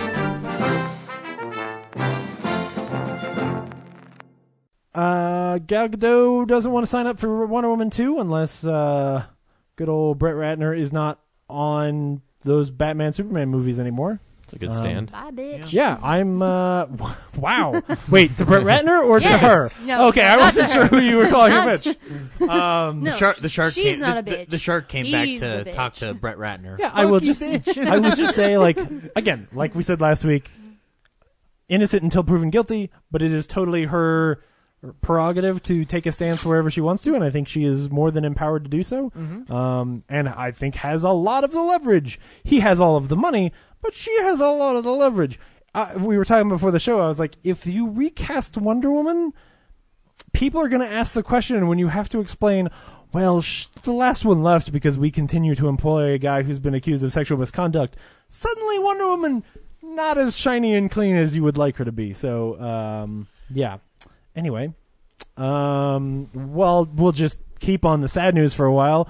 Louis C.K.'s name was added to the list this week, which is a rough one. We almost need a whole new segment of the show of just like who's I was gonna say shitty. a lot Who's the more latest than predator? Just Louis C.K. Yeah, but he's the one that makes my soul sad. Wasn't George Takei accused too? Yeah, he was. Yeah. It's a bummer. Yeah. Louis was like this. There was an article about this 2 years ago. They were hinting at it, but like the story is that the women went on record, which is I mean, that's what's happening right now, and for good and good. Yeah. Every time you see interviews with anybody, especially like one of the ones I noticed or that I saw this week online was an interview with George Clooney and Matt Damon because of the release of Suburbicon, where they were asked about Harvey Weinstein, and they were sort of saying, they were like, hey, like, we worked with the guy, but you didn't see this, and like everybody knew he was an asshole, but like, and he was proud of that, but so you certainly never thought this, and like there were always rumors, but there was never. What's happening now is like everybody's coming out of the woodwork and hopefully feeling emboldened to tell the truth of the experiences that they've had in order to hopefully weed some of these people out, which is amazing and fantastic. Again, like I said last week, like, we don't have any proof, and I don't want to just end up with like a long list of people that we blacklist and treat them like they're all the same. Like, we don't know that a Louis C.K. situation is as bad as a Harvey Weinstein situation. In fact, I would bet that it's not, just because of the difference in power. But at the same time, like, every one of them needs to sort of be handled on an individual basis. I don't want to just write them all off at once just because like your name got thrown out. Well, Louis C.K. did make a statement that admitted to it, so he is on the list. No, but I was using them as examples of what I don't want to happen is have, people who are either innocent or, whatever. It's not our place to make our own list. Exactly. Yeah, keep that's track my of it, point. Yeah, that's why I only mentioned Louis C.K. because I'm like, okay, that one is confirmed and really pretty sad. So, I mean, they're all sad, but that one makes me sadder. I don't know. You know what I'm saying? I'm sorry. Let's move on. But speaking of news, the Kevin Spacey one has gone so far as he's going to be replaced. Yeah, so digitally. Christopher Plummer is going to replace him in All the Money in the World, the Ridley Scott film. About J. Paul Getty, yeah. Yeah. There's a funny meme on the internet where Christopher Plummer got replaced in every Kevin Spacey movie. So, like, they put his face on the Untouchables poster. And on, I think it was some other Kevin Spacey. But you know what I'm talking about. But, yeah. Yeah. No, that's pretty good. I do like Christopher Plummer. Yeah. He better not have done anything. Oh, God. Monday, that movie just news doesn't breaks. get released. Ridley Scott will just phone in and be like, hey, guys, we got to just cancel this Warner movie. Brothers spends another $20 million to replace Christopher Plummer. Yeah. Well, or you just like, you call in and be like, hey, guys, whose face do we just already have? Like, go get... We already have Robert Downey Jr. Just have him do it. Use young Robert Downey Jr. from Civil War or whatever it was, and Peter Cushing. Just move on. Yeah, use Peter Cushing's face, because at least no one will accuse him because he's dead. Yeah. The irony of a movie called All the Money in the World requiring all the money in the world to be released. It's true. They were talking about like the finances of it, like, and the way it's supposed to work because they're still trying to hit their December release. Oh my and like, goodness. I'm looking at like, the whole idea. situation. I'm like, well, Sony's already having problems with its film division. Like, how much money are they going to shell out for this? Because this movie is not like, hey, you all want to go see All the Money in the World? You want to know about the J. Paul Getty kidnapping, man? Right. Like, now's your chance. It's not Thor Ragnarok, guys. Yeah, this isn't a Bond film where you're like, it's worth $1 million to take those black gloves out of that scene. Like, that's totally worth. No, this is. Yeah, it's going to cost a lot of money to make this biopic less offensive. Yeah. It's insane. Not Ridley Scott's year. No. Hey, he's still got 6 Alien films in him. He did have a good year, though. 10 years ago. Well, we'll find out, because he did produce our movie tonight. So, that's Scott-free produced Murder on the Orient Express. Didn't know that. Yeah. Okay. Yeah. His Flying Birdman was at the beginning of your movie. Anyway, that's all the sad news for this week, except for any other sad news that we get to. But that's all the truly sad news. I thought someone died, but maybe. But who cares? Rian Johnson's making all the Star Wars from now on. So I was so you keep your size to yourself, motherfucker. I was hoping for Michael Bay, man. No, shut up. This makes me so happy about the fact that J.J. Abrams is directing 9. Because as we talked about at the time, I was like, oh, well, just keep Rian Johnson. And now we know why. Mm-hmm. Basically, he was playing coy with us the entire time. Right. He's like, guys, I got shit I'm working on. He likes to tease you a lot, doesn't he? He does. So, yeah, he's going to make a whole trilogy of films that have nothing to do with Skywalkers, which is exactly what I've been asking for years, which sounds great. It's all going to be about the Old Republic. That'd be cool. I think the quote from, I think it was Kathleen Kennedy. It's all about the Calrissians. Was something about the hey, we're going to go to a corner of the galaxy and deal with characters that we've never dealt with before. So, when it's set in time, who knows? But it would be great if maybe there weren't a lot of Jedis in it, or if there were Jedis, they were totally new or different, or, a Kyle Katarn-esque, I'm kind of a rebel. I don't know. Just give me something totally different. I don't want to have to talk about the balance. I don't want to, give me that universe is so cool. Just give me a really fun adventure. So I'm excited. I want there to be some role for the character Harvey Korman played in the Star Wars Holiday Special. The guy who has a hole in his head. He just pours a drink in there.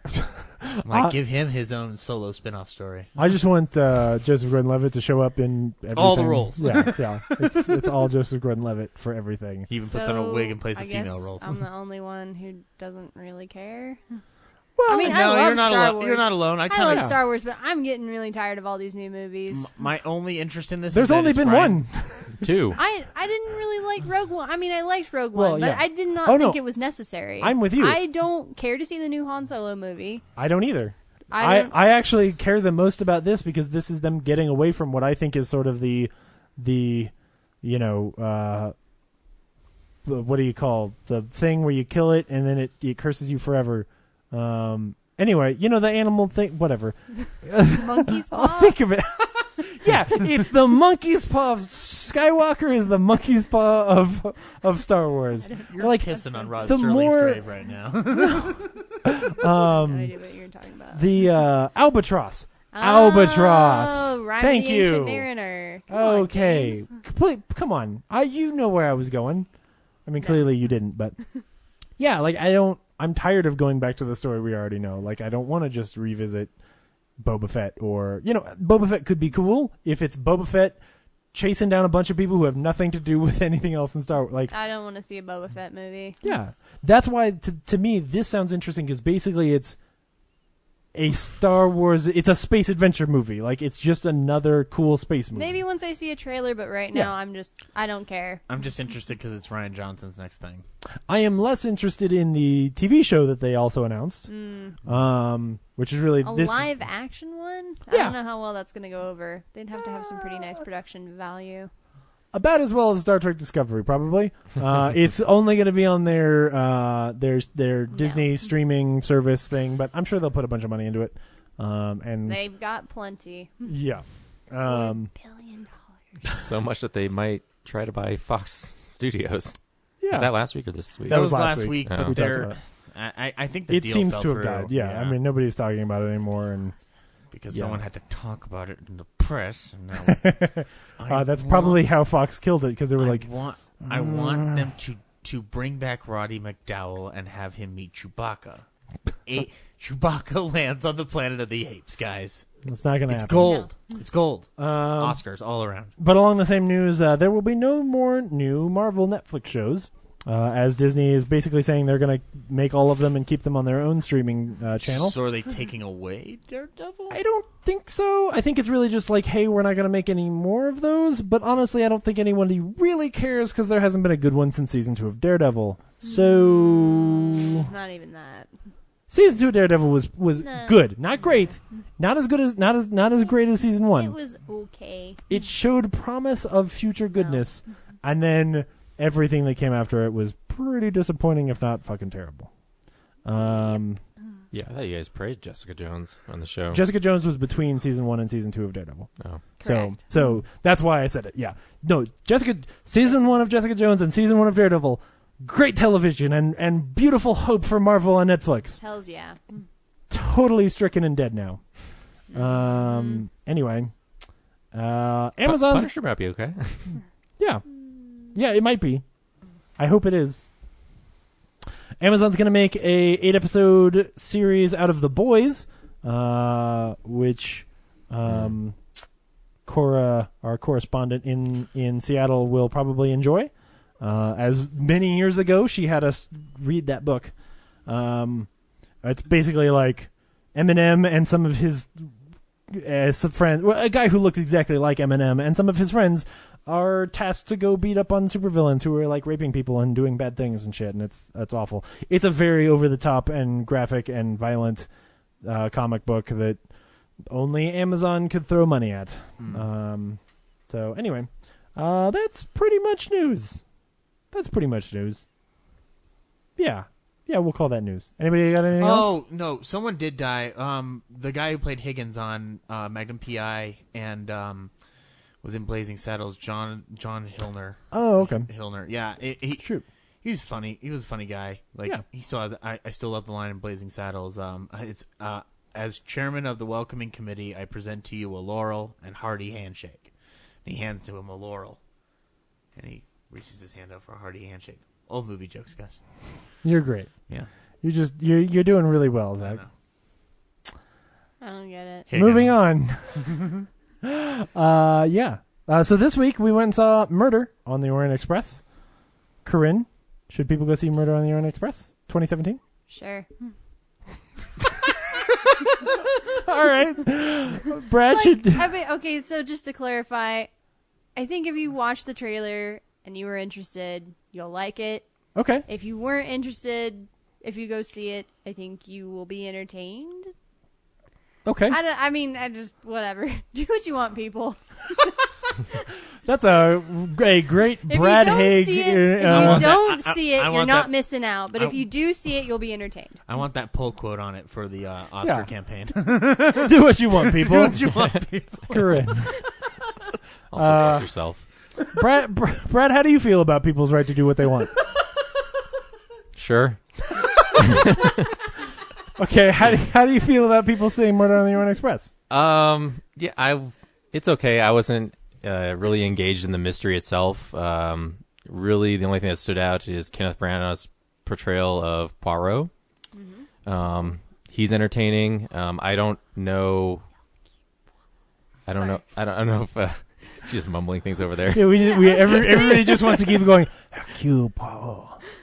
Hercule. I thought we said Hercules Poirot. It was like a joke, but that's really his name. No, no, his name is Hercule Poirot. Yeah. Oh, so the Hercules thing was it's spelled Hercules, but everybody But yeah, he's fun and like he's Belgian. I don't know if that's how he's supposed to be portrayed in the book. Is it? It's pretty good. We'll get into it. Okay. Otherwise, if he took liberty with that character, I think it's it's the only energy in the movie really for me. So he took some liberties, but we'll get into it. Yeah, but yeah, especially the finale, I was like so just put off towards, especially like the Last Supper framing. I was like, is this just a dream he's having? And because I don't know if like these people are cooperating a lot for a bunch of people who just tried to kill him. And Spoilers. Where did those tables come from? Yeah. Anyway. Sorry. So I'm indifferent towards it. It's got some good, it's got some bad, whatever. Zach? I actually had a lot of difficulty with this film.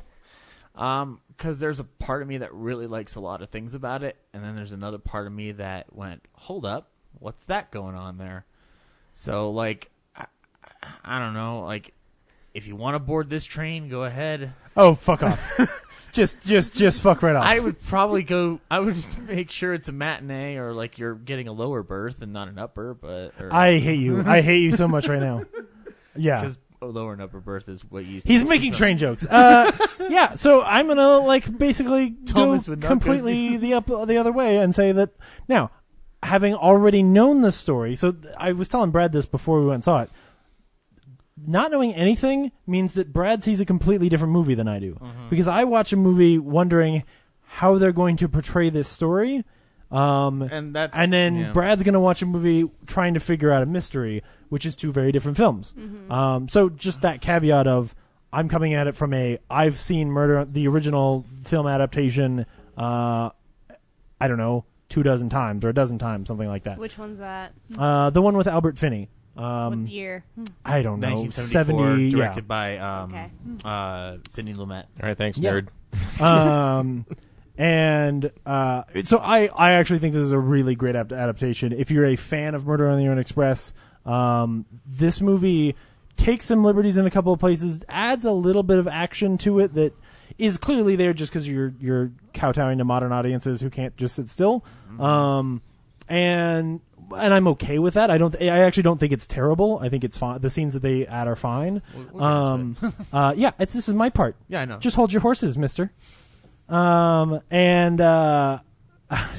I was thinking, and then I'm you derailed him like a train, Zach.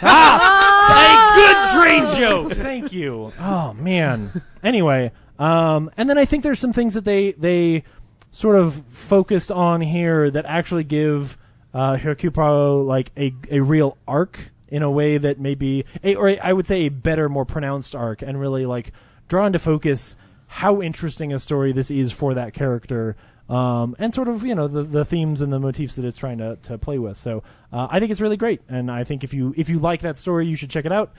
I can't actually say whether or not it's a good mystery because I didn't have to put it together as I went. So that's probably the big difference here. So. Can I ask you guys a question before we play the trailer? Sure. Nope. Just kidding. Go ahead. Oh, that was really good.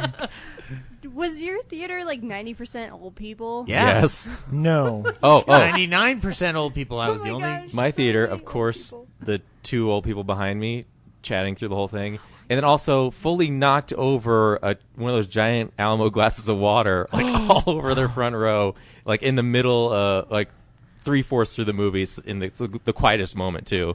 Oh, it reminded me of when I saw Good Night and Good Luck in the theater, where I was like, "Am I just lame?" So the only one apparently this drew like the blue-haired crowd.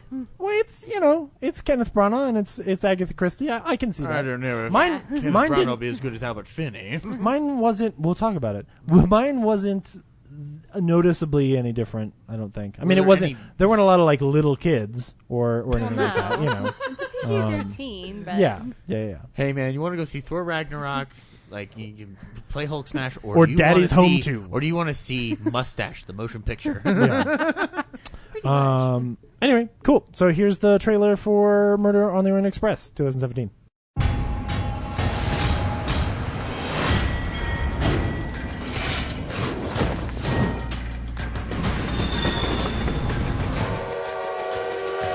Would you mind if I join you? You're the world-famous detective, Hercule Poirot. Avenger of the innocent. Is that what they told you in the papers? And you are innocent? You're fun.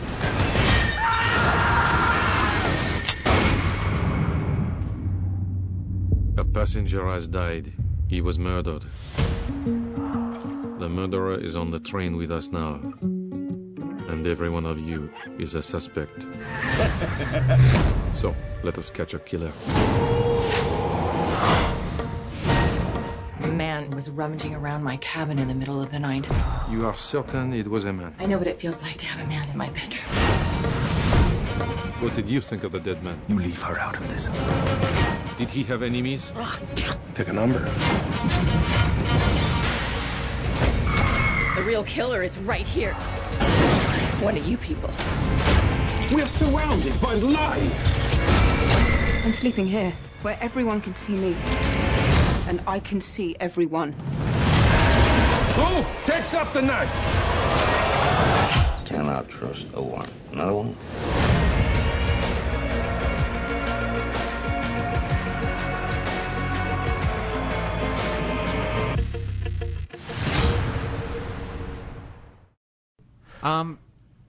That So- mustache is like its own character. It's great. I actually really like it. that scene where even though it's like completely wrong, but it's He great. has like a mustache retainer yeah, on. that was Yeah. so great. Is that the character's In the book. characterization? Okay.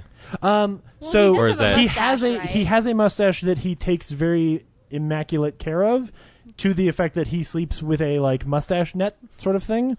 But in the book, it is a fine Belgian, almost pencil mustache that he twirls at the end. Yeah, this and one's- here they've made it a big furry mustache.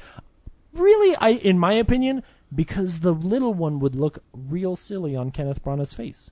And so I'm kind of okay with it because I actually think that Kenneth Branagh's performance is not just my favorite part of this movie, but I think a really good Hercule Poirot, or at least he draws the balance between the times when he's an asshole and the times when he's a genius pretty well, and has enough energy to sort of keep the movie running in a way that, like, as Albert Finney's is maybe the best Hercule Poirot like adaptation, but he's not a very energetic character. Like, he's got a little bit of that Columbo in him, where he's just like, oh, I'm the weird Belgian guy that nobody pays any attention to. Whereas this one's got sort of that swagger that makes him a little bit more interesting to More follow. eccentric. And that's maybe the poor adaptation, but makes him a pretty good hero to follow through the film. I was just curious to know like how far Kenneth Branagh is deviating, like what's really his choice and what's the book. So I was just curious. Not terrible. I mean, the characterization is pretty good. And that I'm not asking you to rate it. I'm just wondering what is different. Yeah, most of it is pretty much the same. At least from everything that I've ever seen and the little bits that I've read and all of that. Like my mom would be the best person to say it, as she's read basically every book. But that whole issue of wanting to find balance and really believing in right and wrong and all of that is part of what makes Murder on the Orient Express really special, because it is this story where, and we're going to get into spoilers if you don't already know, it's a story where by the end he has to make a decision and actually start believing in something in the middle, that there is sort of a kind of gray area. Retribution crime that lives in between right and wrong, that is a very difficult thing for him to struggle with. And I think it's part of why I like this one so much, because it makes that difficult. In the Albert Finney adaptation, all of that scene happens at once in the train car, where he talks to them, tells them his two ideas, and at the end says, but I'm going to just tell everybody that there was a guy who jumped on the train and got off because I can't prove the other one. Whereas here, he actually struggles with it, thinking like, I could probably prove the second one, but it's probably not the right thing to do. That's one of the things that I loved about this film as opposed to 74 also, because the 74 version, like, it's a drawing room mystery. Only on a train, but it's a drawing room mystery. Right. And the way Lumet did it back in the day is very in keeping with how they might have done it, say, in the 30s. I mean, it's a direct adaptation of the book. Yeah, and so, like, but there's a difference between a book and a movie in the way of how we show emotion. And the way I don't feel like they drawed it out. Like, one review I read said that the movie draws out too much, and I didn't really feel that way, because I felt like there was enough going on within each moment to signify it as important. And there's a epic grandeur to this film that I agree. that- It feels very cinematic. Yeah. Like it. And, like, somebody told me, like, I guess there were 70mm screenings of this film, like, on the East and West Coast, and that would have been fun to see. So I don't know if he shot in 70mm on some of the film or not, maybe. But a lot of it reminded me, some of the pacing and some of the moments and the way stuff was staged reminded me of a combination of old style, old studio filmmaking, kind of mixed in with some newer techniques.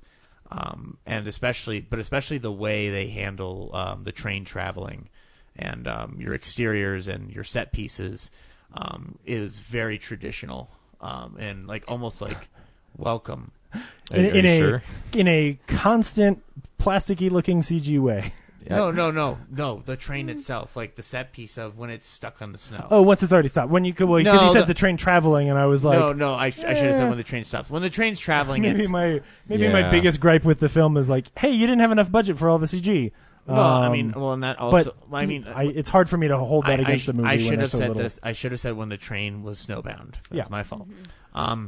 But there's also this element of the film that made me realize, like, by the end of it, like, I kind of, like, I don't know, like, it's hard because I think they're trying to brand Poirot in a world where it's not enough to sell a movie on a star anymore. You have to have, like, a character that... Well, yeah, they're definitely setting up the Poirot cinematic universe with that Nile line. Exactly. Well, except that they are never going to make a sequel to this film, partially because even if you know the story of Death on the Nile, like that, they can't tell it now if the murder happened and he was over there. Like it, Death on the Nile is much like Murder on the Orient Express, where he's like, "I'm on a boat, somebody's dead," you know. And it's not it's another good mystery. It's a perfect setup for a sequel, right? Exactly. Remake the movie you just made. Do the same thing, yeah, but in a slightly different. My way. audience cheered for that. I was like, "This must be important." Murder on the Orient Express 2, out to sea. But no, but I think all of the performances here, I think, are actually really good. It's amazing, but like just to finish what I was saying is like they sold this film on its actors. Mm-hmm. Oh yeah, like primarily so. But in the trailers, they weren't doing that as much. They were actually like really hitting on it's a Hercule Poirot story. Like they made it very clear who Hercule Poirot is. Yeah, because I don't think that's what I think is gauging any interest in this film. Yeah, because like the list of actors, like outside of Daisy Ridley and Josh Gad, a lot of them are from like when we were growing up, like all the way down to Senor Johnny Depp, and you know, like I'm not saying Johnny Depp can't sell a movie anymore because he can obviously do it overseas. Maybe here, but overseas he still can. But like, this is no disrespect to Johnny Depp, but who the fuck cares if Johnny Depp's in the movie? I don't. I was only excited about this movie when I found out that he was the guy who died. Mm-hmm. Like when I knew that he wasn't going to be in the movie for more than about 20 minutes, I was like, "Oh, good. Oh, okay. I can handle that." Because if he played a creepy asshole pretty well. Yeah, I think he did great. Mm-hmm. Am I the only one who thinks that Josh Gad's like dramatic voice sounds a lot like Captain Kirk? What's his name? Oh, William Shatner? No, the new one. Oh, Chris Pine. Chris Pine. Oh, I don't know. Now I'm gonna have to go back and listen. Yeah, check it out. I think it's the same. But kind of it's the same voice. He's stealing voices. Yeah. Jumping off of Zach's point, I kind of felt like some of the characters got lost a little bit. Yeah. Mm-hmm. Like they would pop back up, and I was like, "Oh yeah, I kind of forgot about them." Like the Italian dancer, and then like her sister, and then like Yeah, the Countess or something. And then, like, the Hispanic guy who had a car dealership. Like, I completely forgot about him. Yeah, I think Different it definitely sort of, It bows under the weight of how many characters there are and all of, and how much story there is. And, of course, how much time they give to Poirot. Yeah. Which, fair. Which, yeah, but I think they kind of have to, because you kind of have to, in order to follow that mystery, I think you have to, A, like that guy, and then also fall into the same traps that he is, as he's, kind of trying to solve this murder, and really it follows the characters whose red herrings he goes down, right? So the characters you learn most about are the ones he's going to accidentally suspect of being the murderer. Right. The one thing I will say that I think this movie does better than the original is where they place the flashback, or the reveal about the Armstrong murder. Because in the original, they just at the beginning, they tell you, like, there was an Armstrong murder. Wonder if that'll come back. And then they, like, start you on the story. I did like how they drew out the suspense like that. Yeah, and so when he finally tells the story, and then even having him have sort of a tie to it, so that when you figure out, like, oh, the true purpose of this story that is different than any other murder mystery is that it's drawing into focus this idea that when a terrible crime like this happens, it wrecks so many lives, and that somebody like Hercule Poirot always wants to find balance and thinks that it's like, well, this person died and I have to find the person to punish to make it right, and doesn't realize that when the first person dies, it actually wrecks so many more lives, and there's so much other stuff to it. And so, like, that story is really fantastic, and so then to tie him into it and have him have a link to that murder, to me, is actually really brilliant, because then in the end he is also sort of letting himself off the hook, or getting some redemption from what they have done, or his willingness to let these people go for Mr. Armstrong. I just thought, I looking at it as that adaptation, I think that's the part of it that I really love is. And adding one thing that you guys don't know is that the gun sequence at the end is also new, of him, instead of just saying, oh, you did this, and you did it for a pretty good reason, so good job, guys, I won't have you go to jail. He forces them to make a really human decision, and gives them that opportunity so that he can say, like, if you try to kill me, then I won't do it. Like, he puts it back in their court and says, like, if you're actually bad people, you will stop me. And then when they don't, then he's like, oh, shit, like, you just proved that my whole theory of the world is wrong, that there's not just right and wrong, and that there is a crime that can be understood. When you said the gun sequence, I thought you meant the part where the doctor shoots him. Yeah. No, well, that part I don't love, but it's also there for the same reason. His entire plan. Right. And again, like, it's the difference of, well, how do we transfer this cinematically? Because what Lumet did was a drawing room mystery. Yeah. And again, as you said, directly lifted from the book.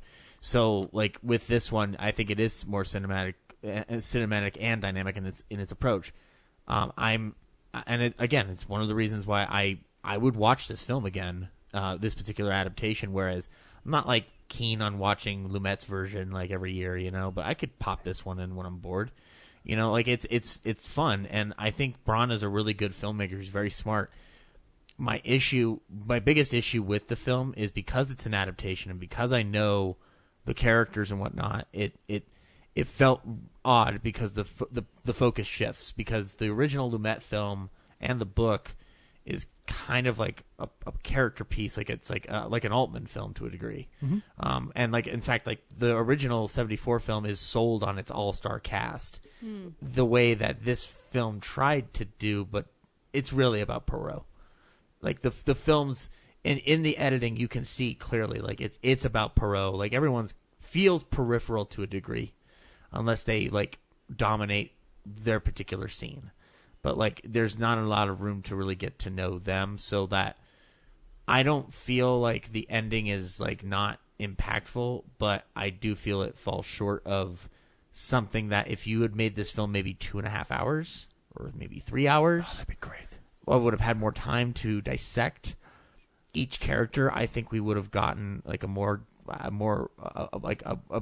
there wouldn't be a 58 on the Rotten Tomato meter, and you wouldn't have a bunch of critics whining. Yeah. Like, this is a serviceable film. It's the internet, you would. Yeah. Well, right. I was going to say, I was like, I think a lot of people would just feel like it was too long. Well, again, and I've looked at it this way in the time that I've saw it. So this adaptation reminds me a hell of a lot of when Fox did Hound of the Baskervilles back in 1939, because there's a lot going on in the novel The Hound of the Baskervilles that is never covered in the Basil Rathbone Nigel Bruce movie.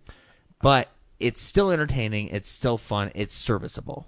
I think a lot of the rating stuff that you're saying also has to do with like how easy it is in the modern day to market or just sell a mystery film to modern audiences, because you don't see it that often like this, right? Like, I would say, I just talked about Prisoners is kind of close. Like, it's as close as you get, and that movie is way more action-y adventure, like violent, dramatic than a traditional mystery film is. And it's hard. Like, how do you make? And I think he does a great job of making it interesting. But again, it is a drawing room mystery, right? And like, again, I nothing really wrong with it. It's just that it doesn't stand out the way it could have if Fox had given him Branagh the clemency to make a longer film, or like find out a way to expand it a little bit.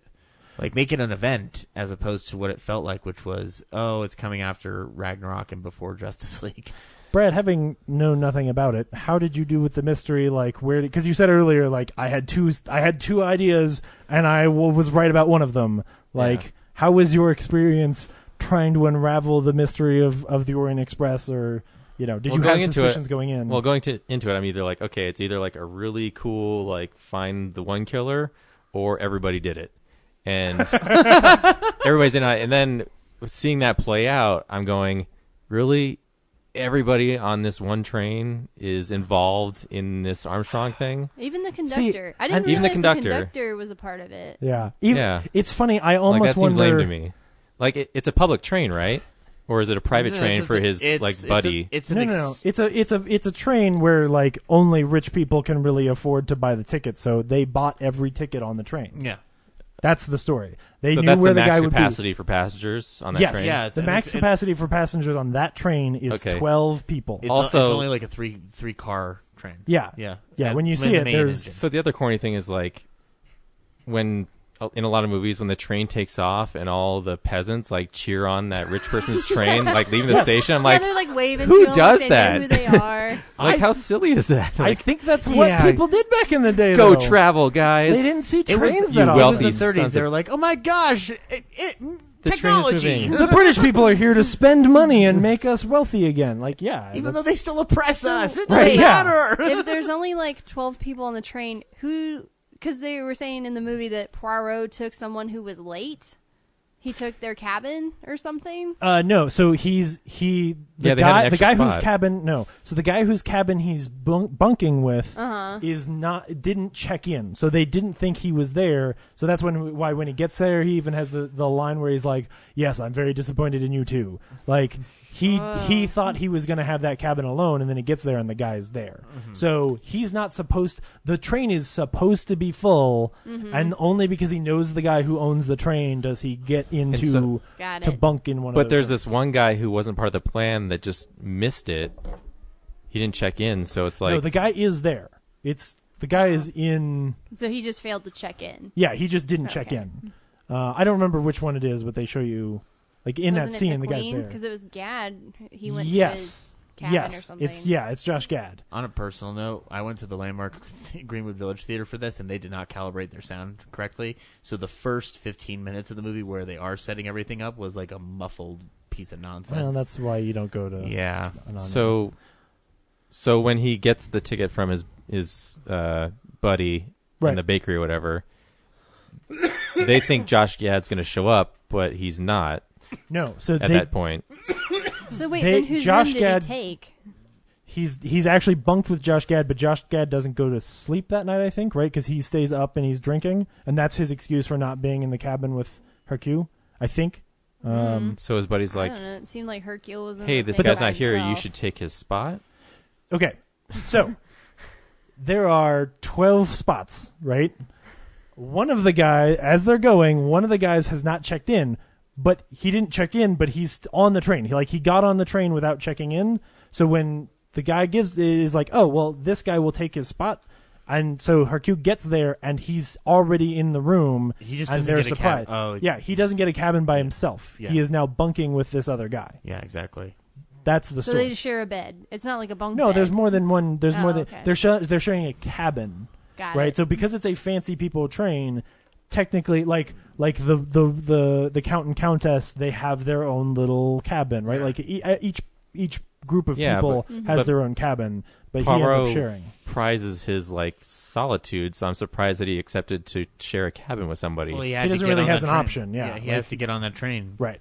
Because the guy who he asks if he's a prostitute, which is a funny line, says we need you in so and so for this yada, right. yada, yada. Yeah. So. They go through it, but it's But yeah. So we were getting back to you putting together sort of because I will say it's unfortunate. The thing that's special about this one is that nobody had ever written one where everybody did it.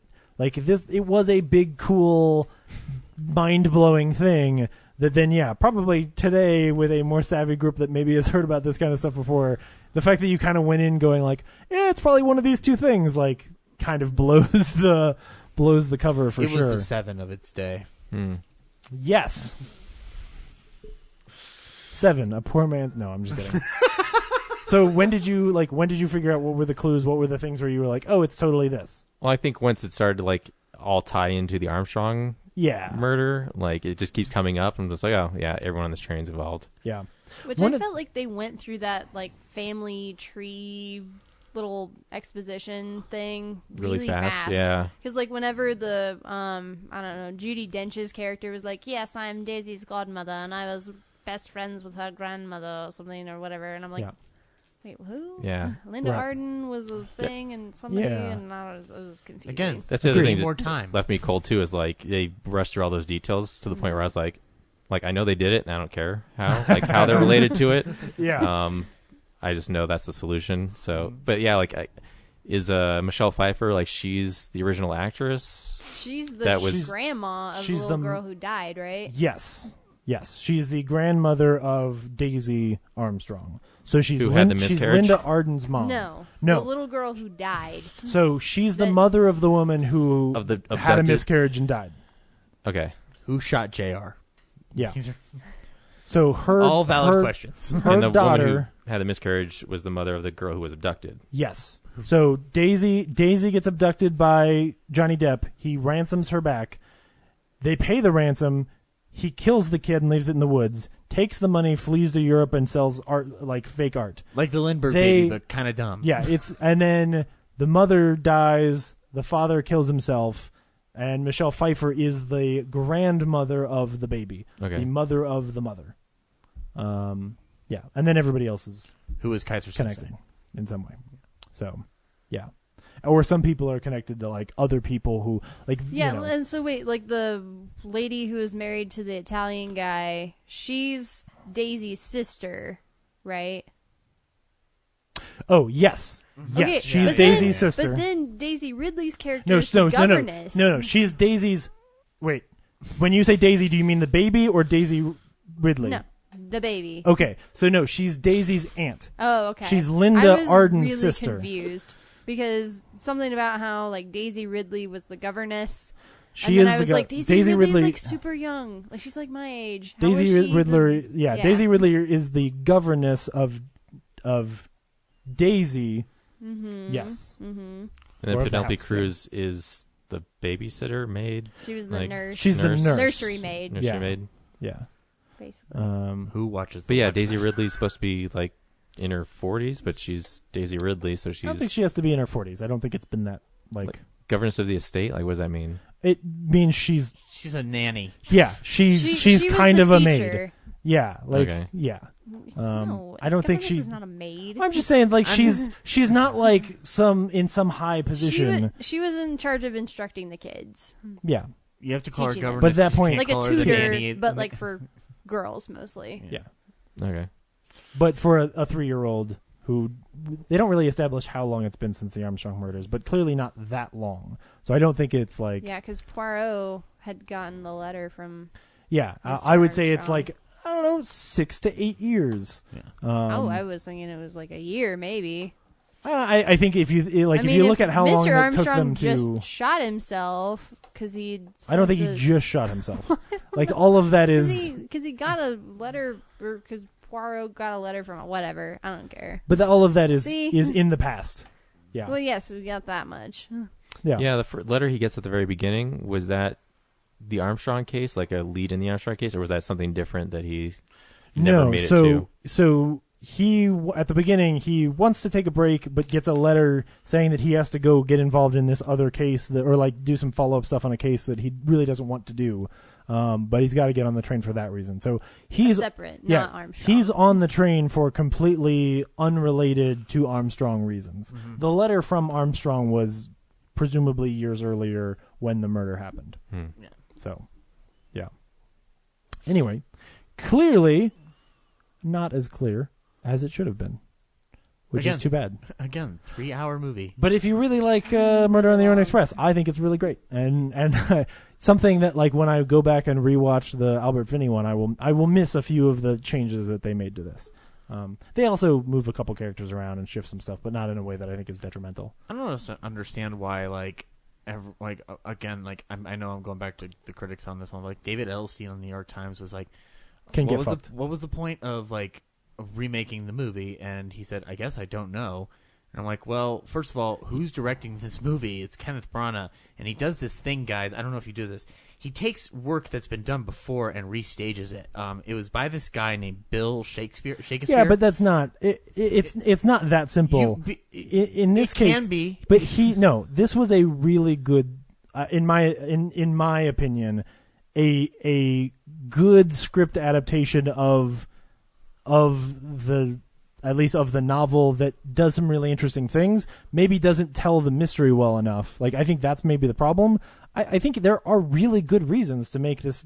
I'm not. There's a lot of people who haven't seen it. I didn't finish what I was saying. I said first of all, Kenneth Branagh is doing this. He is known to restage things. Yeah, but I think it's flippant to just say like, oh, he's the guy who takes things that people that But other again, people I have done wasn't and finished. redone it. Sure. So, and second of all, like. You can reinterpret stories. Like Yeah. The Maltese Falcon was made twice before they got it right the third time, guys. Right. Like it's not.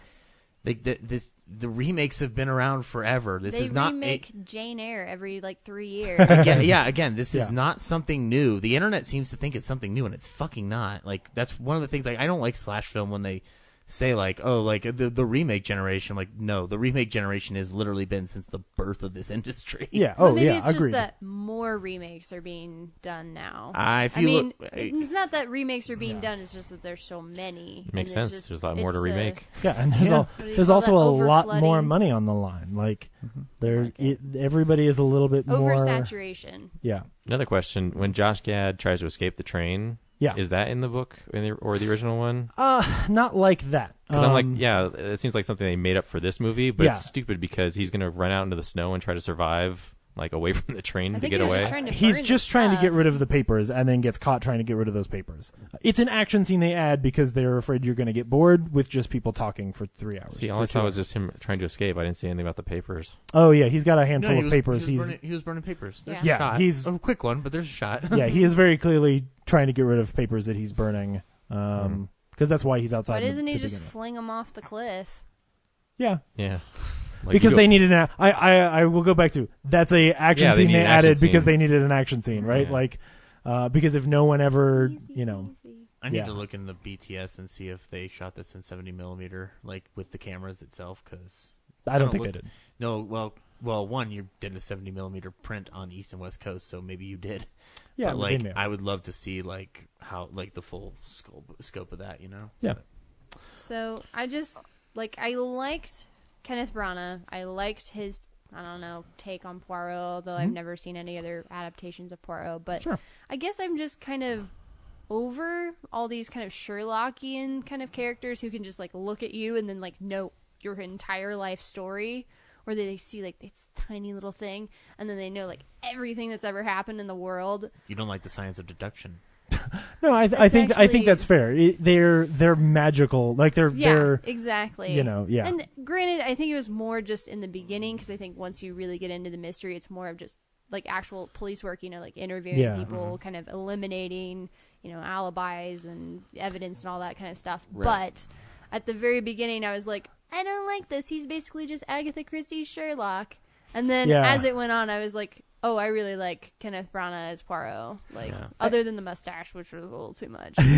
I think they're trying to sort of make you see people the way that, or see him the way other people do, because everybody kind of comments on like, you're like this magician, and then once you see him in the meat of it, because that's the other thing, they add that thing at the beginning, I believe, just to sort of give you that like, oh, this is who this character is, and like try to give you the. I want to be in the opening. Too. Yeah, I thought it was way better than just the cold open of like, hey, this guy's on a boat. You know, I want to be in the writers' room when Kenneth Branagh was like, okay, you know what really sell my character? If I stepped in a pile of shit. And then to sell that I have to have balance, I'll do it again. Yeah. Kenneth Branagh. Yeah. I actually thought it was striking and memorable. It was different. I will at least say that. I liked him sticking the cane in the wall. Yeah. And then it came back in. But that is very Sherlock. Like, yes. Like it's that. Like he's how does he know? Omniscient. Yeah. Like I get that he's smart, but stop making semi-omniscient characters. And it's contrary to then who he becomes later, because the whole point of this one is that he can't solve this one. Like he keeps going down these red herrings and having all these problems, and like. But the one reason I think it does work to have that one at the beginning is that he has a comment later on about how there's too many clues and too much evidence in this murder, whereas like the only clue he has in the first one is a boot print, and just by the fact that he accuses the guy and the guy goes, ah, shit, and runs away, you go like, oh, okay, it was him, you know? It's simplicity versus intricacy. Right. Whereas in this case, like, the fact that he has all these clues and sees all these things and, like, goes down all these red herrings because there's too much information, you know? But, yeah, I would agree. He's almost, they're magical characters, and it can be kind of annoying. Plot device. Yeah. So, cool. His mustache should get an Oscar. I'm just saying. They're omniscient until they're not. Right. Next week we're going to see Justice League. We could see 3 billboards outside Ebbing, Missouri. Oh, I'm going to go see 3 billboards. What is wrong with you? I mean, no, the movie of the week will be Justice League, but I mean, I'm going to find a way to go see 3 billboards. Well, we just got a text message about that. Well, yeah. I mean, so yeah, we'll see if DC can pull it off again. Hopefully they can, or hopefully whatever Joss caught, he was able to make something great out of. So, Corinne, thanks so much for coming. Thanks, guys. This was great. It was. You should come back again. I won't if Zach's still here. Haha. Damn, all right, savage. Zach, you're off the show. Had to get one. Oh, damn. For real, fuck you people. Yes, the fan favorite over here. Brad, I don't have to put this one to a vote, right? Oh, no. Okay, good. I didn't think so. Yeah. Ryan decided before the show even started, so that's what we go with. I think I was off the island the moment I stepped into this apartment. So. Cool. Well, thanks so much, everybody. Thanks, guys. So then, we'll see you next week. All right. Bye. Bye. Bye. Fuck you, Brad. What?